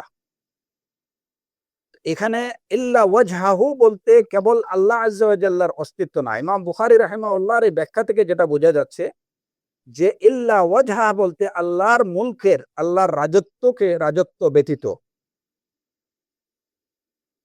তো প্রশ্ন হলো যে রাজত্ব তো সবকিছুই তো আল্লাহ রাজত্বের মধ্যে, তাহলে অন্য সবকিছু ধ্বংস হয়ে যাবে আল্লাহর রাজত্ব ব্যতীত, তাহলে বাকিগুলো কি আল্লাহর রাজত্বের মধ্যে নেই? হ্যাঁ, অবশ্যই আল্লাহ রাজত্বের মধ্যে। ওয়ালিল্লাহি মুলকুস সামাওয়াতি ওয়াল আরদ। কিন্তু রাজত্বের সবকিছু, অন্য সবকিছু ধ্বংস হয়ে যাবে কিছু অংশ ব্যতীত। এতটুকু আল্লাহ আযজা ওয়া জাল্লা রাখতে চান। সুতরাং এই আয়াত দ্বারা এটা প্রমাণ করা যাবে না যে আল্লাহ ব্যতীত জান্নাত এবং জাহান্নাম এটা ধ্বংস হয়ে যাবে। আর যদি আয়াতের যে দ্বিতীয় ব্যাখ্যা যেটা ইমাম বুখারী রাহিমাহুল্লাহ দিয়েছেন, ইল্লা মা উরিদা বিহি ওয়াজহাহু, আল্লাহর জন্য, আল্লাহর সন্তুষ্টির জন্য যা করা হয়েছে সেসব ব্যতীত অন্য সবকিছু ধ্বংস হয়ে যাবে, তাহলে জান্নাত এবং জান্নাত তো আল্লাহ সন্তুষ্টি লাভের উদ্দেশ্যে তো মানুষ কাজ করেছে।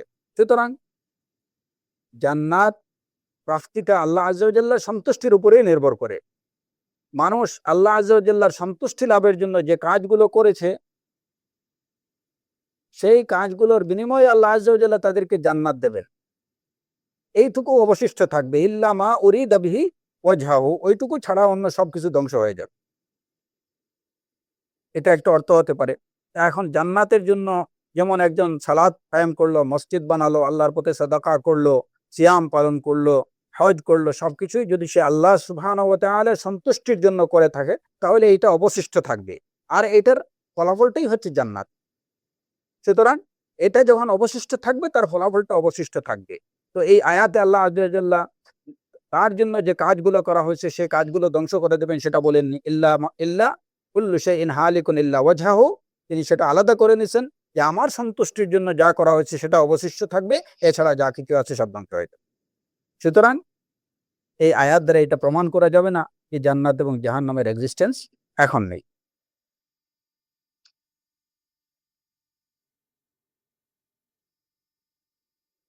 এরপরে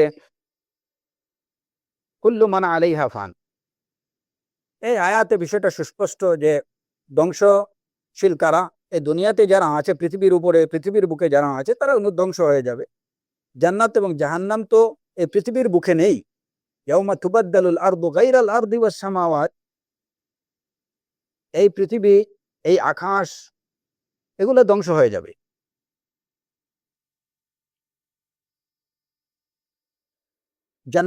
জান্নাত এটা তো এই পৃথিবীর সাথে সম্পর্কিত না।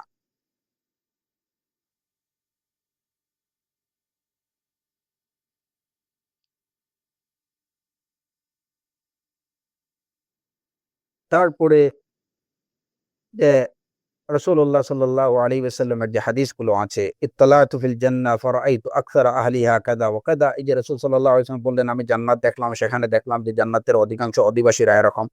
আমি জাহান্নাম দেখলাম, সেখানে বেশিরভাগ অধিবাসীরা দিগদেরকে দেখলাম এরকম।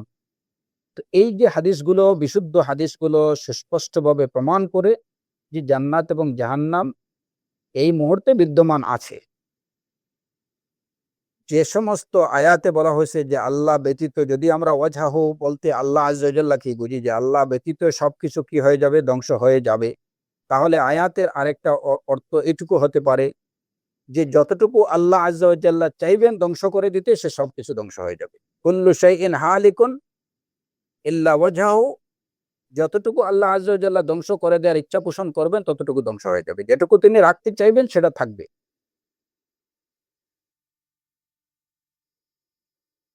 আরেকটা কি হচ্ছে যে কুল্লু শাইইন হালিকুন, মানুষ যা কিছু তার চর্মচক্ষুতে যা কিছু অবলোকন করে বা যা কিছু দেখে, ইয়াউমুল কিয়ামা সে সব কিছু কি হয়ে যাবে, নিঃশেষ হয়ে যাবে। কিন্তু তার চক্ষুর অন্তরালে যা আছে সে সব কিছু ধ্বংস হয়ে যাবে, সেটা কিন্তু এখানে বোঝাচ্ছে। এটা একটা অর্থ হতে পারে, কুল্লু শাইইন হালিকুন ইল্লা ওয়াজহা। এই খবরটা কাদেরকে দেওয়া হচ্ছে? মানব জাতিকে। মানব জাতি তার চর্মচক্ষুতে তাদের যা কিছু দৃশ্যমান, তারা যা কিছু দেখতেছে, এই পৃথিবীতে যা কিছু আছে, যেটা কোরআনে কারীমের অন্য আয়াতে আল্লাহ আযজা ওয়া জাল্লা সুস্পষ্টভাবে বলছেন, কুল্লু মান আলাইহা ফান, এই পৃথিবীর বুকে যারা আছে তারা তারা নিঃশেষ হয়ে যাবে, তারা আর থাকবে না। কুল্লু শাইইন হালিকুন ইল্লা ওয়াজহা, ওই আয়াতে আল্লাহ আযজা ওয়া জাল্লা বলছেন কুল্লু মান আলাইহা ফান ওয়া ইয়াবকা ওয়াজহু রাব্বিক। মান আলাইহা, এখানে উল্লেখযোগ্য যে বিষয়টা বা বিশেষভাবে নোটেবল যে শব্দটা, সেটা হচ্ছে ওই আয়াতে আল্লাহ আযজা ওয়া জাল্লা বলছেন কুল্লু মান আলাইহা, মান আলাল আরদ, পৃথিবীর বুকে যা আছে তারা সব নিঃশেষ হয়ে যাবে, ধ্বংস হয়ে যাবে। ওয়ায়াবকা ওয়াজহু রাব্বিক, বাকি থাকবেন, অবশিষ্ট থাকবে একমাত্র আপনার রব যুল জালালি ওয়াল ইকরাম। কোরআনে কারীমের এক আয়াত অন্য আয়াতের ব্যাখ্যা করে, সেই হিসাবে কুল্লু শাইইন, এই আয়াতের আলোকে যদি আমরা ওই আয়াতের ব্যাখ্যা নেই, কুল্লু শাইইন হালিকুন, কুল্লু শাইইন আলা ওয়াজহিল আরদ হালিকুন ইল্লা ওয়াজহা, এই পৃথিবীর বুকে যা কিছু আছে সব নিঃশেষ হয়ে যাবে, ধ্বংস হয়ে যাবে, একমাত্র ইল্লা ওয়াজহা, আল্লাহ ব্যতীত। তাহলে এখানে আর কোনো কন্ট্রাডিকশনই থাকে না। আমরা জানি যে আহলুস সুন্নাহ ওয়াল জামাতের কথা হচ্ছে কোরআনে কারীমের এক আয়াত অন্য আয়াতের ব্যাখ্যা দেয়। তাহলে আমরা কুল্লু শাইইন হালিকুন, এই আয়াতের ব্যাখ্যা পেয়ে গেলাম কুল্লু মান আলাইহা ফান। কুল্লু শাইইন কোন সব বিষয়গুলো, ওই আয়াতে সেটা বলা হয়েছে, সে বিষয়গুলো কোথাকার? মান আলাইহা, যারা পৃথিবীর যত থিংস আছে পৃথিবীর বুকে, ফান, কুল্লু শাইইন হালিকুন ইল্লা ওয়াজহা।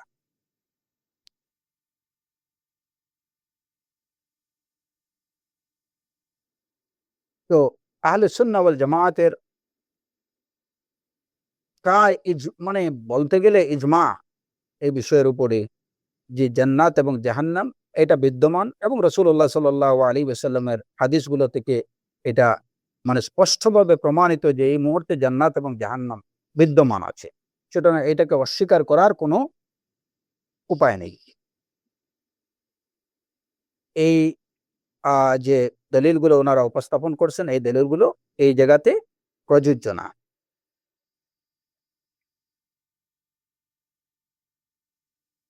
এখানে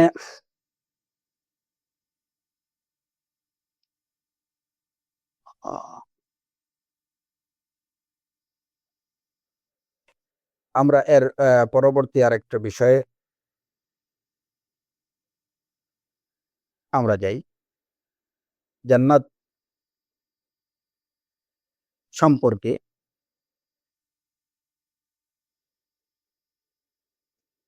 জান্নাতে যারা যাবেন, আহলুল জান্নাহ যারা, বিষয়টা ইতিমধ্যে চলে এসেছে আমাদের আলোচনার মধ্যে, যে আহলুল জান্নাহ বা জান্নাতে যারা যাবেন, তারা কি জান্নাতে চিরস্থায়ী থাকবেন, নাকি তারা সেখানে চিরস্থায়ী থাকবেন না? বিষয়গুলা যদিও আহলে সুন্নাহ ওয়াল জামাতের জমহুর উলামায়ে কেরাম বা আহলে সুন্নাহ ওয়াল জামাতের একদম বলতে গেলে এটা ইজমা, যে যারা জান্নাতে যাবেন তারা জান্নাত থেকে বের হবেন না, তারা জান্নাতে চিরস্থায়ী বাসিন্দা হবেন। যারা জাহান্নামে যাবে তারা জাহান্নামে চিরস্থায়ী থাকবে, তাদের অনেকেই, ইল্লা মান শা আল্লাহ, যাদেরকে আল্লাহ সেখান থেকে তাদের আযাব ভোগের পর সেখান থেকে যাদেরকে বের করে নিয়ে আসতে চান তারা বের হবে। কিন্তু মুশরিকুন, কুফফার এবং মুশরিকুন তারা জাহান্নামের চিরস্থায়ী বাসিন্দা হবে। এখন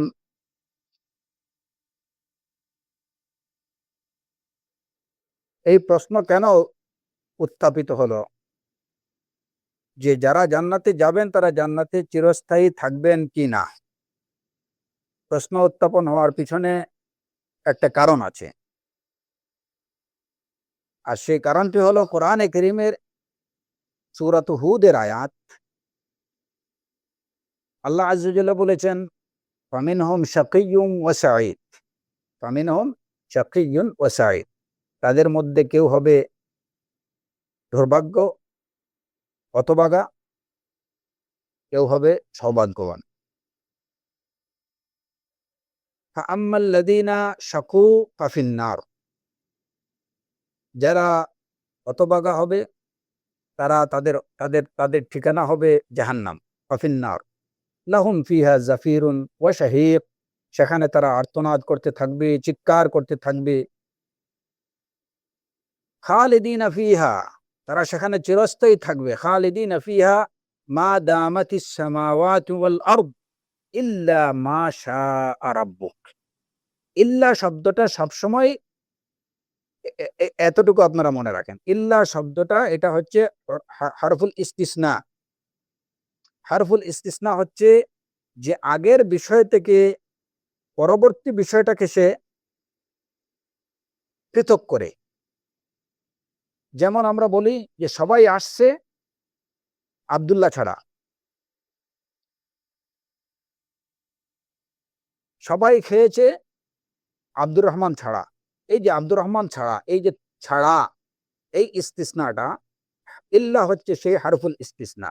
লা ইলাহা, কোনো মাবুদে হাকিকি নেই, কোনো সত্য উপাস্য নেই, ইল্লাল্লাহ, আল্লাহ ব্যতীত, আল্লাহ ছাড়া। সব মাবুদে হাকিকিকে নিষেধ করা হলো, এক মাবুদে হাকিকিকে স্বীকার করা হলো, ইল্লা আল্লাহ, ইল্লাল্লাহ। তো এইভাবে এই ইল্লা শব্দটা হচ্ছে হারফুল ইস্তিসনা। এই ইস্তিসনার বা এই যে সে ধরেন পূর্ববর্তী বিষয়গুলোকে থেকে পরবর্তী বিষয়টাকে সে আলাদা করে, এই আলাদা করারও বিভিন্ন রূপ আছে। এটা আরবি গ্রামারে যেটা ইস্তিসনা মুনকাতে হতে পারে, ইস্তিসনা মৌসুল হতে পারে, মিলানো ইস্তিসনা হতে পারে, কিংবা সেটা আলাদা ইস্তিসনা হতে পারে, সেটা অন্য বিষয়। আলা কুল্লি হাল এটা হচ্ছে হারফুল ইস্তিসনা। এই আয়াতে আপনারা লক্ষ্য করুন আল্লাহ আযজা ওয়া জাল্লা কি বললেন, ফাআম্মাল্লাযীনা শাকু ফাফিন্নার, যারা হতভাগা হবে তাদের ঠিকানা হচ্ছে জাহান্নাম, লাহুম ফিহা জাফিরুম ওয়া শাহীক, সেখানে তারা চিৎকার করতে থাকবে, আর্তনাদ করতে থাকবে। হ্যাঁ, খালিদিনা ফিহা, তারা সেখানে চিরকাল থাকবে। খালিদিনা ফিহা, যতদিন আকাশ এবং জমিন বিদ্যমান থাকে। মা দামাতিস সামাওয়াতু ওয়াল আরদ ইল্লা মা শাআ রাব্বুক, তবে আল্লাহ যা চান, তবে আল্লাহ যা চান, তারা সেখানে চিরস্থায়ী থাকবে। আকাশ জমিন যতদিন বিদ্যমান তারা সেখানে চিরস্থায়ী থাকবে, তবে ইল্লা মা শাআ রাব্বুক, তবে আপনার রব যদি ভিন্ন কিছু চান, বা আপনার রব যা চান। তাহলে এই জায়গাতে প্রশ্ন আসলো যে তারা জাহান্নামে থাকবে চিরকাল, তবে আল্লাহ যা চান, বা আল্লাহ যদি আর ভিন্ন কিছু চান, তাহলে ভিন্নতা হতে পারে। আয়াত থেকে, বাহ্যিক অর্থ থেকে কিন্তু এটাই বোঝা যাচ্ছে। ঠিক এমনি ভাবে এর পরবর্তী আয়াত, ওয়া আম্মাল্লাযীনা সুঈদু ফাফিল জান্নাহ, যারা সৌভাগ্যবান হবে,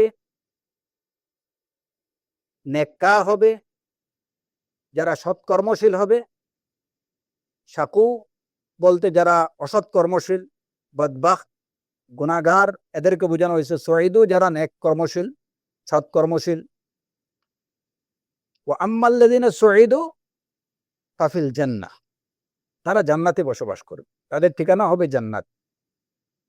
খালিদিনা ফিহা মা দামাতিস সামাওয়াতু ওয়াল আরদ, তারা সেখানে জান্নাতে চিরকাল বসবাস করবে, যতদিন আকাশ এবং জমিন বিদ্যমান থাকবে। ইল্লা মা শাআ রাব্বুক, তবে আপনার রব যদি এর ব্যতিক্রম কিছু চান। এই যে ইল্লা মা শাআ রাব্বুক, আহলুল জাহান্নাম, আহলু জাহান্নাম এবং আহলুল জান্নাহ, দুই দলের সম্পর্কেই আম্মাল্লাযীনা শাকু এবং আম্মাল্লাযীনা সুঈদু, উভয়ের বিষয়ে বলা হলো যে আহলুস শাকা যারা, তারা জাহান্নামে চিরকাল থাকবে, তবে আপনার রব যদি আর ভিন্ন কিছু চান। আহলুল জান্নাতরা জান্নাতে চিরকাল থাকবে, মা দামাতিস সামাওয়াতু ওয়াল আরদ ইল্লা মা শাআ রাব্বুক। এখন এই ইল্লার উপরে ভিত্তি করে যে যেহেতু আল্লাহ আযজা ওয়া জাল্লা চিরকাল থেকে এই কথাটা থেকে ইল্লা দিয়ে একটা বিষয়কে আলাদা করছেন, সুতরাং বোঝা গেল যে জান্নাতে কিংবা জাহান্নামে লোকজন চিরস্থায়ী থাকবে না।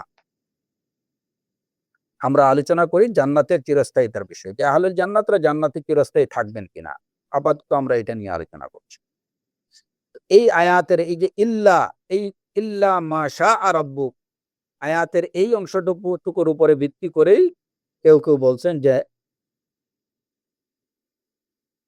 আহলুল জান্নাতরা যে জান্নাতে তারা চিরস্থায়ী থাকবেন না।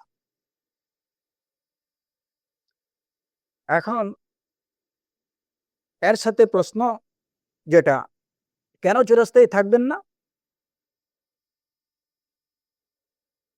আহলুল জান্নাতরা কেন জান্নাতে চিরস্থায়ী থাকবেন না? জান্নাত চিরস্থায়ী থাকবে না। পরবর্তী প্রশ্নটা অটোমেটিক্যালি এখানে চলে আসতেছে। তাদের দাবির পরিপ্রেক্ষিতে তারা এই দাবি করতেও তারা বাধ্য হচ্ছেন যে আহলুল জান্নাতরা জান্নাতে চিরস্থায়ী থাকবেন না, কারণ হচ্ছে জান্নাত চিরস্থায়ী থাকবে না, মানে এক সময় কি হয়ে যাবে, সব শেষ হয়ে যাবে। ওই আবার ঘুরে ফিরে সেই একই কথা, কুল্লু শাইইন হালিকুন ইল্লা ওয়াজহা, সব বস্তু সকল বস্তু ধ্বংস হয়ে যাবে একমাত্র আপনার রব ছাড়া। জান্নাত এবং জাহান্নাম এগুলো একটা বস্তুর মধ্যে পড়ে, এগুলো থিংস, সুতরাং এইগুলো একসময় শেষ হয়ে যাবে, জান্নাত থাকবে না। সুতরাং জান্নাত যখন থাকবে না তখন আহলুল জান্নাতরা তো থাকার প্রশ্নই আসে না।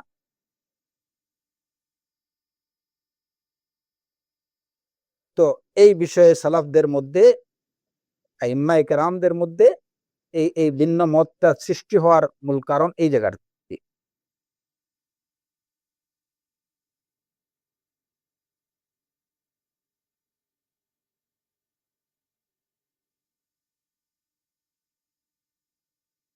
তো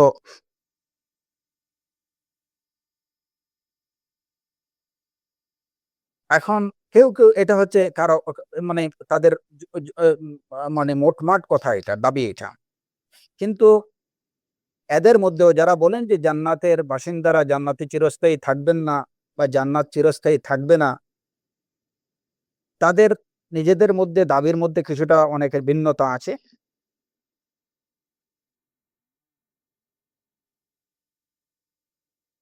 তাদের দাবিগুলোর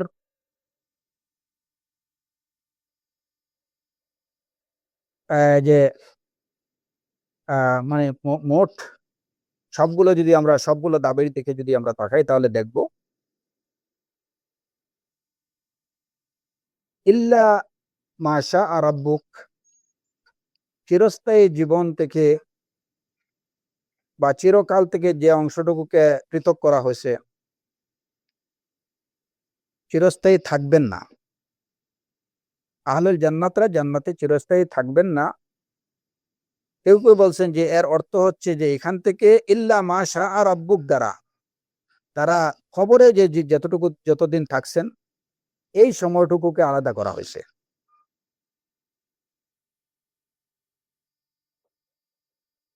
এই সময়টুকুকে আলাদা করা হয়েছে। যেহেতু এই দাবি আহলুস সুন্নাহ ওয়াল জামায়াতের উলামায়ে কেরাম এবং আইম্মায়ে কেরামের অনেকেই করেছেন, সুতরাং আমরা এই বিষয়গুলোর মধ্যে একটা সমন্বয় সাধনের চেষ্টা করব। যে তারা তো এমনিতে এমনিতে বলেননি।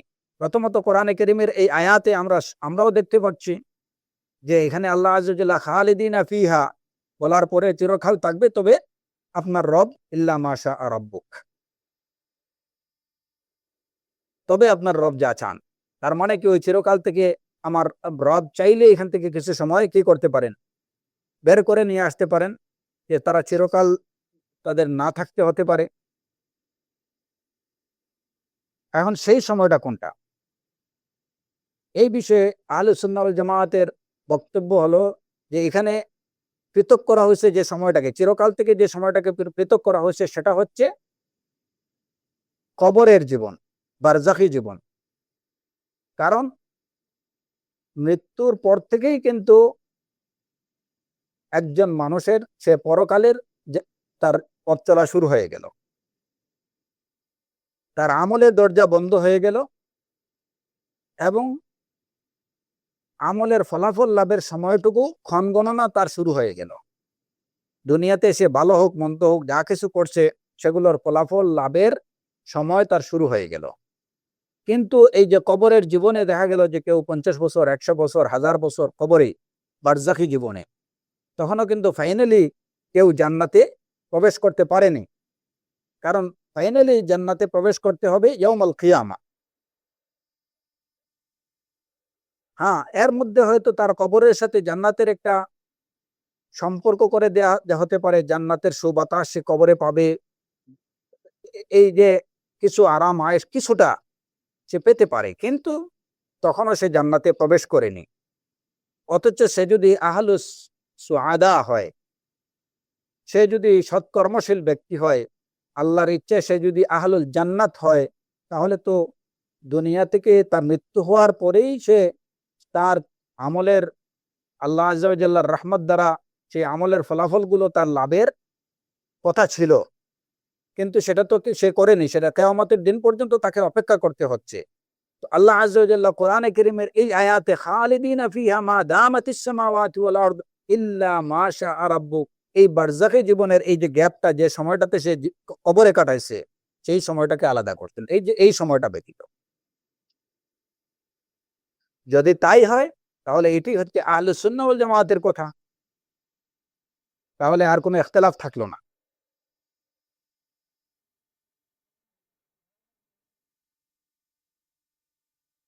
কারণ মউত তো একটাই, লা ইয়াযুকুনা ফিহাল মাউত ইল্লাল মাউতাতাল উলা, প্রথম মৃত্যু ব্যতীত আর কোনো মৃত্যুর স্বাদ মানুষ আস্বাদন করবে না। দুনিয়া থেকে সে যখন মারা গেল, তখন সে মৃত্যুর স্বাদ আস্বাদন করলো, তার তো আর মৃত্যু হবে না। এরপরে তার একটা জীবন আছে, সেই জীবনে সে হয়তো ভালো কিছু পাবে, নতুবা সে সাজা পাবে, নইলে জাযা পাবে, দুইয়ের এক। কিন্তু সেখানে সে পরিপূর্ণ সাজাও পায়নি, জাযাও পায়নি। এই যে সময়টা, এই সময়টাকে আল্লাহ আযজা ওয়া জাল্লা কি করছেন, ইল্লা মা শাআ রাব্বুক বলে, ফাআম্মাল্লাযীনা শাকু ফাফিন নার খালিদিনা ফিহা লাহুম ফিহা যাফিরুন ওয়া শাহীক খালিদিনা ফিহা মা দামাতিস সামাওয়াতু ওয়াল আরদ ইল্লা মা শাআ রাব্বুক, এই অংশটুকুকে আলাদা করা হয়েছে। এমনি ভাবে আহলুস সুআদা বা আহলুল জান্নাত সম্পর্কে এই অংশটুকু আলাদা করা হয়েছে, ওয়া আম্মাল্লাযীনা সুঈদু ফাফিল জান্নাহ খালিদিনা ফিহা মা দামাতিস সামাওয়াতু ওয়াল আরদ ইল্লা মা শাআ রাব্বুক। এখন কোরআনে কারীমের, এছাড়া কোরআনে কারীমের যত আয়াত আছে, সবগুলো আয়াত দ্বারা বিষয়টা প্রমাণিত যে যারা আহলুল জান্নাতরা জান্নাতে চিরস্থায়ী থাকবেন। জান্নাতের আতা সম্পর্কে, আল্লাহ আযজা ওয়া জাল্লা নিয়ামত সম্পর্কে আল্লাহ আযজা ওয়া জাল্লা বলছেন যে এই নিয়ামতগুলো হচ্ছে গায়রু মাজজুজ, আতাআন গায়রা মাজজুজ। এই নিয়ামতগুলো বা এই দানগুলো হবে, এইগুলা এইগুলা ধারাবাহিকভাবে চলতে থাকবে, গায়রা মাজজুজ, এগুলা বিচ্ছিন্ন হবে না, ছিন্ন হবে না, একদম কন্টিনিউ চলতে থাকবে, এটা কখনো বন্ধ হবে না, গায়র মাকতু।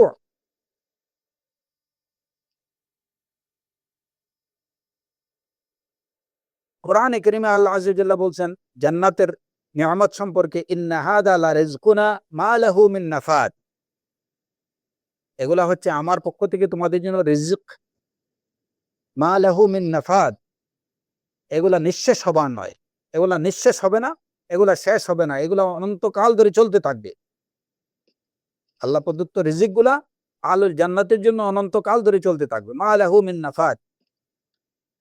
কোরআনে কারীমে জান্নাতের এই নিয়ামতগুলো সম্পর্কে আল্লাহ আযজা ওয়া জাল্লা বলছেন, উকুলুহা দাইমুন ওয়া যিল্লুহা, উকুলুহা দাইমুন ওয়া যিল্লুহা, জান্নাতের খাবারগুলো, ফলগুলো, এগুলা সব সময় থাকবে, দাইম, ওয়া যিল্লুহা, এবং তার ছায়াটা সব সময় বিদ্যমান থাকবে, শেষ হবে না।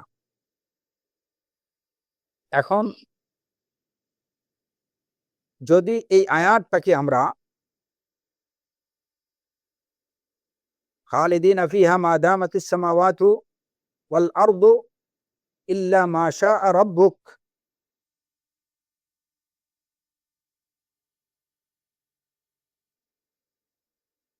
ইল্লা মা শাআ রাব্বুক দ্বারা যদি আমরা এটুকু বুঝি যে সেটা হচ্ছে কবরের জীবন থেকে নিয়ে কিয়ামতের দিন পর্যন্ত এই সময়টুকু যেহেতু মানুষ জান্নাত কিংবা জাহান্নাম পরিপূর্ণভাবে লাভ করেনি, আল্লাহ আযজা ওয়া জাল্লা সেই অংশটুকু আলাদা করছেন, তাহলে আর কোনো বিরোধ থাকলো না, ভিন্নমত থাকলো না, এবং কোরআনে কারীমের অন্যান্য আয়াতগুলোর সাথে এগুলা সামঞ্জস্য হয়ে গেল, যেখানে আল্লাহ আযজা ওয়া জাল্লা বলছেন যে জান্নাতের নিয়ামতগুলো অনন্তকাল ধরে চলতে থাকবে, এগুলা কখনো ছিন্ন হবে না, এগুলা কখনো বন্ধ হবে না। উকুলুহা দাইমুন ওয়া যিল্লুহা ইন্না হাযা লারিজকুনা মা লাহু মিন নাফাদ আতাআন গায়রা মাজজুজ। এবং রাসূলুল্লাহ সাল্লাল্লাহু আলাইহি ওয়াসাল্লামের হাদিস, এখানে রাসূল সাল্লাল্লাহু আলাইহি ওয়াসাল্লাম বলেছেন, মান ইয়াদখুলুল জান্নাহ ইয়ানআমু ওয়া লা ইয়াবআস ওয়া ইয়াখলুদু ওয়া লা ইয়ামুত, যে জান্নাতে প্রবেশ করবে সে সেখানে আরাম আয়েশ করতে থাকবে, সেখানে সে কোনো দুঃখ কষ্ট উপভোগ করবে না। ইয়াখলুদু ওয়ালা ইয়ামুত, সে সেখানে মানে চিরকাল থাকবে, সেখানে মৃত্যুবরণ করবে না, চিরকাল থাকবে। লা ইয়াযুকুনা ফিহাল মাউত, যেটা কোরআনে কারীমে আল্লাহ আযজা ওয়াজাল্লা বলছেন যে প্রথম মৃত্যু ব্যতীত আর কোনো মৃত্যুর স্বাদ তারা আস্বাদন করবে না। রাসূলুল্লাহ সাল্লাল্লাহু আলাইহি ওয়াসাল্লামের হাদিস, সেটা সহিহ বুখারী এবং মুসলিমের হাদিস, ইউনাদি মুনাদিন ইয়া আহলাল জান্নাহ ইন্না লাকুম আন তাসিহহু ফালা তাশকুমু আবাদা ওয়া আন তাশুব্বু ফালা তাহরুমু আবাদা ওয়া আন তাহইয়াউ ফালা তামুতু আবাদা। আহলুল জান্নাতরা যখন জান্নাতে প্রবেশ করবেন, তখন তাদেরকে একজন আহ্বানকারী ডেকে বলবেন যে, হে আহলুল জান্নাত, তোমরা এখানে সব সময় সুস্থ থাকবে, কখনো অসুস্থ হবে না। তোমরা এখানে সব সময় যুবক থাকবে, সেখানে কখনো বৃদ্ধ হবে না। তোমরা এখানে চিরকাল জীবিত থাকবে, কখনো মৃত্যুবরণ করবে না। তাহলে বোঝা গেল যে সেখানে মানুষ চিরকাল জীবিত থাকবে। সুতরাং যদি আহলুল জান্নাতরা চিরকাল জীবিত থাকে, তাহলে তো জান্নাতও চিরকাল থাকবে। এবং রাসূলুল্লাহ সাল্লাল্লাহু আলাইহি সাহিহ বুখারী এবং মুসলিমের হাদিস, সাহিহ বুখারী এবং মুসলিমের হাদিস, ইউজাউ বিল মাউতি ফি সূরাতি কাবশিন আমলাহ ফায়ুকাফু বাইনাল জান্নাতি ওয়ান নার সুম্মা ইউকালু ইয়া আহলাল জান্নাহ ফায়াত্তালিউনা মুশফিকিন ওয়া ইউকালু ইয়া আহলান নার ফায়াত্তালিউনা ফারিহিন ফায়ুকালু হাল তা'রিফুনা হাযা ফায়াকুলুনা না'আম হাযাল মাউত ফায়ুযবাহু বাইনাল জান্নাতি ওয়ান নার ويقال يا أهل الجنة خلود فلا موت ويا أهل النار خلود فلا موت। পূর্ববর্তী হাদিস, সহিহ বুখারী এবং মুসলিমের এই হাদিসের সহিহ বুখারী এবং মুসলিমের এই হাদিসের মানাটা পূর্ববর্তী হাদিসের অর্থটাকে সমর্থন করে পরিপূর্ণরূপে। এই হাদিসে রাসূলুল্লাহ, আবু সাঈদ খুদরী রাদিয়াল্লাহু আনহু থেকে বর্ণিত হাদিস, রাসূলুল্লাহ সাল্লাল্লাহু আলাইহি ওয়াসাল্লাম বলেছেন যে মৃত্যুকে নিয়ে আসা হবে ফি সূরাতি কাবশিন আমলাহ, একটা এই ভেড়ার আকৃতিতে, মোটাসোটা ভেড়ার আকৃতিতে, সুন্দর সিমসাম ভেড়ার আকৃতিতে নিয়ে আসা হবে এবং সেটাকে জান্নাত এবং জাহান্নামের মধ্যখানে রাখা হবে। অতঃপর আহলুল জান্নাতকে দেখে বলা হবে, তারা ভয়ে মানে ভীত হয়ে তারা সেদিকে দেখবেন। আহলুন নারকেও দেখে বলা হবে, তারাও ডাক শুনে অত্যন্ত খুশি হয়ে বের হয়ে দেখবে। তখন আহলুল জান্নাত এবং আহলে জাহান্নামকে বলা হবে যে এই বেড়াকে দেখিয়ে বলা হবে যে তোমরা এটাকে কি চিনো? তারা বলবে, হ্যাঁ আমরা চিনি, এটা তো হচ্ছে মৃত্যু। তখন এই মৃত্যুকে, যেটাকে ভেড়ার আকৃতিতে নিয়ে আসা হয়েছে, ইউযবাহু বাইনাল জান্নাতি ওয়ান নার, জান্নাত এবং জাহান্নামের মধ্যখানে এই মৃত্যুকে জবেহ করা হবে। অতঃপর বলা হবে যে হে আহলুল জান্নাহ খুলুদুন ফালা মাউত, হে আহলুল জান্নাহ,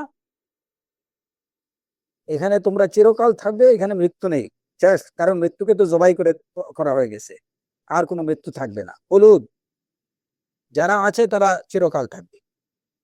এবং হে আহলুন নার খুলুদুন ফালা মাউত, জাহান্নামবাসীদেরকেও ডেকে বলা হবে চিরকাল থাকবে, মৃত্যু হবে না। সুতরাং মৃত্যু হয়ে গেছে না।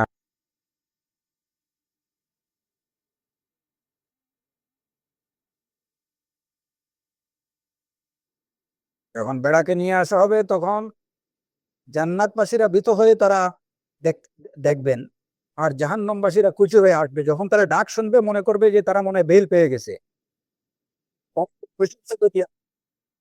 আর আহলুল জান্নাতরা তারা ভীত হয়ে যে কেন আমাদের এই আরাম আয়েশের মধ্যে আছে, হঠাৎ কেন আমাদের ডাক পড়লো, তারা ভীত হয়ে বের হয়ে আসবেন। তখন তাদের উভয়কেই দেখিয়ে বলা হবে যে এই বেড়াটাকে, এটাকে কি চেনো, এটাকে? তখন তারা বলবেন যে এটা হচ্ছে নাম হাদা আল মাউত, এটা হচ্ছে মৃত্যু। তখন মৃত্যুকে জবাই করা হবে, আর মৃত্যু থাকবে না। এরপরে আহলুল জান্নাতকে দেখে বলা হবে খুলুদুন ফালা মাউত, এবং আহলুন নারকে বলা হবে খুলুদুন ফালা মাউত। সুতরাং বিশুদ্ধ হাদিস দ্বারা এই বিষয়গুলো প্রমাণিত যে জান্নাতীরা জান্নাতে চিরকাল থাকবে, এবং যেহেতু আহলুল জান্নাতরা চিরকাল থাকবে, সুতরাং জান্নাত চিরকাল থাকবে। এটাই প্রমাণিত হয়। এবং বিপরীত যে বিষয়গুলো, যেটা কোরআনে কারীমের ওই আয়াতের পরিপ্রেক্ষিতে যে সংশয় তৈরি হয়েছিল, আমরা আশা করি ইতিমধ্যে সেই সংশয়ের জমহুর উলামায়ে কেরামদের জবাব থেকে সেই সংশয় তারা মানে যে জবাব দিয়েছেন তার দ্বারা তাদের সংশয় নিরসন হয়ে যাওয়ার কথা। আল্লাহু আ'লাম ওয়া সাল্লাল্লাহু আলা নবিয়্যিনা মুহাম্মদ ওয়া আলা আলিহি ওয়া সাহবিহি ওয়া সাল্লাম।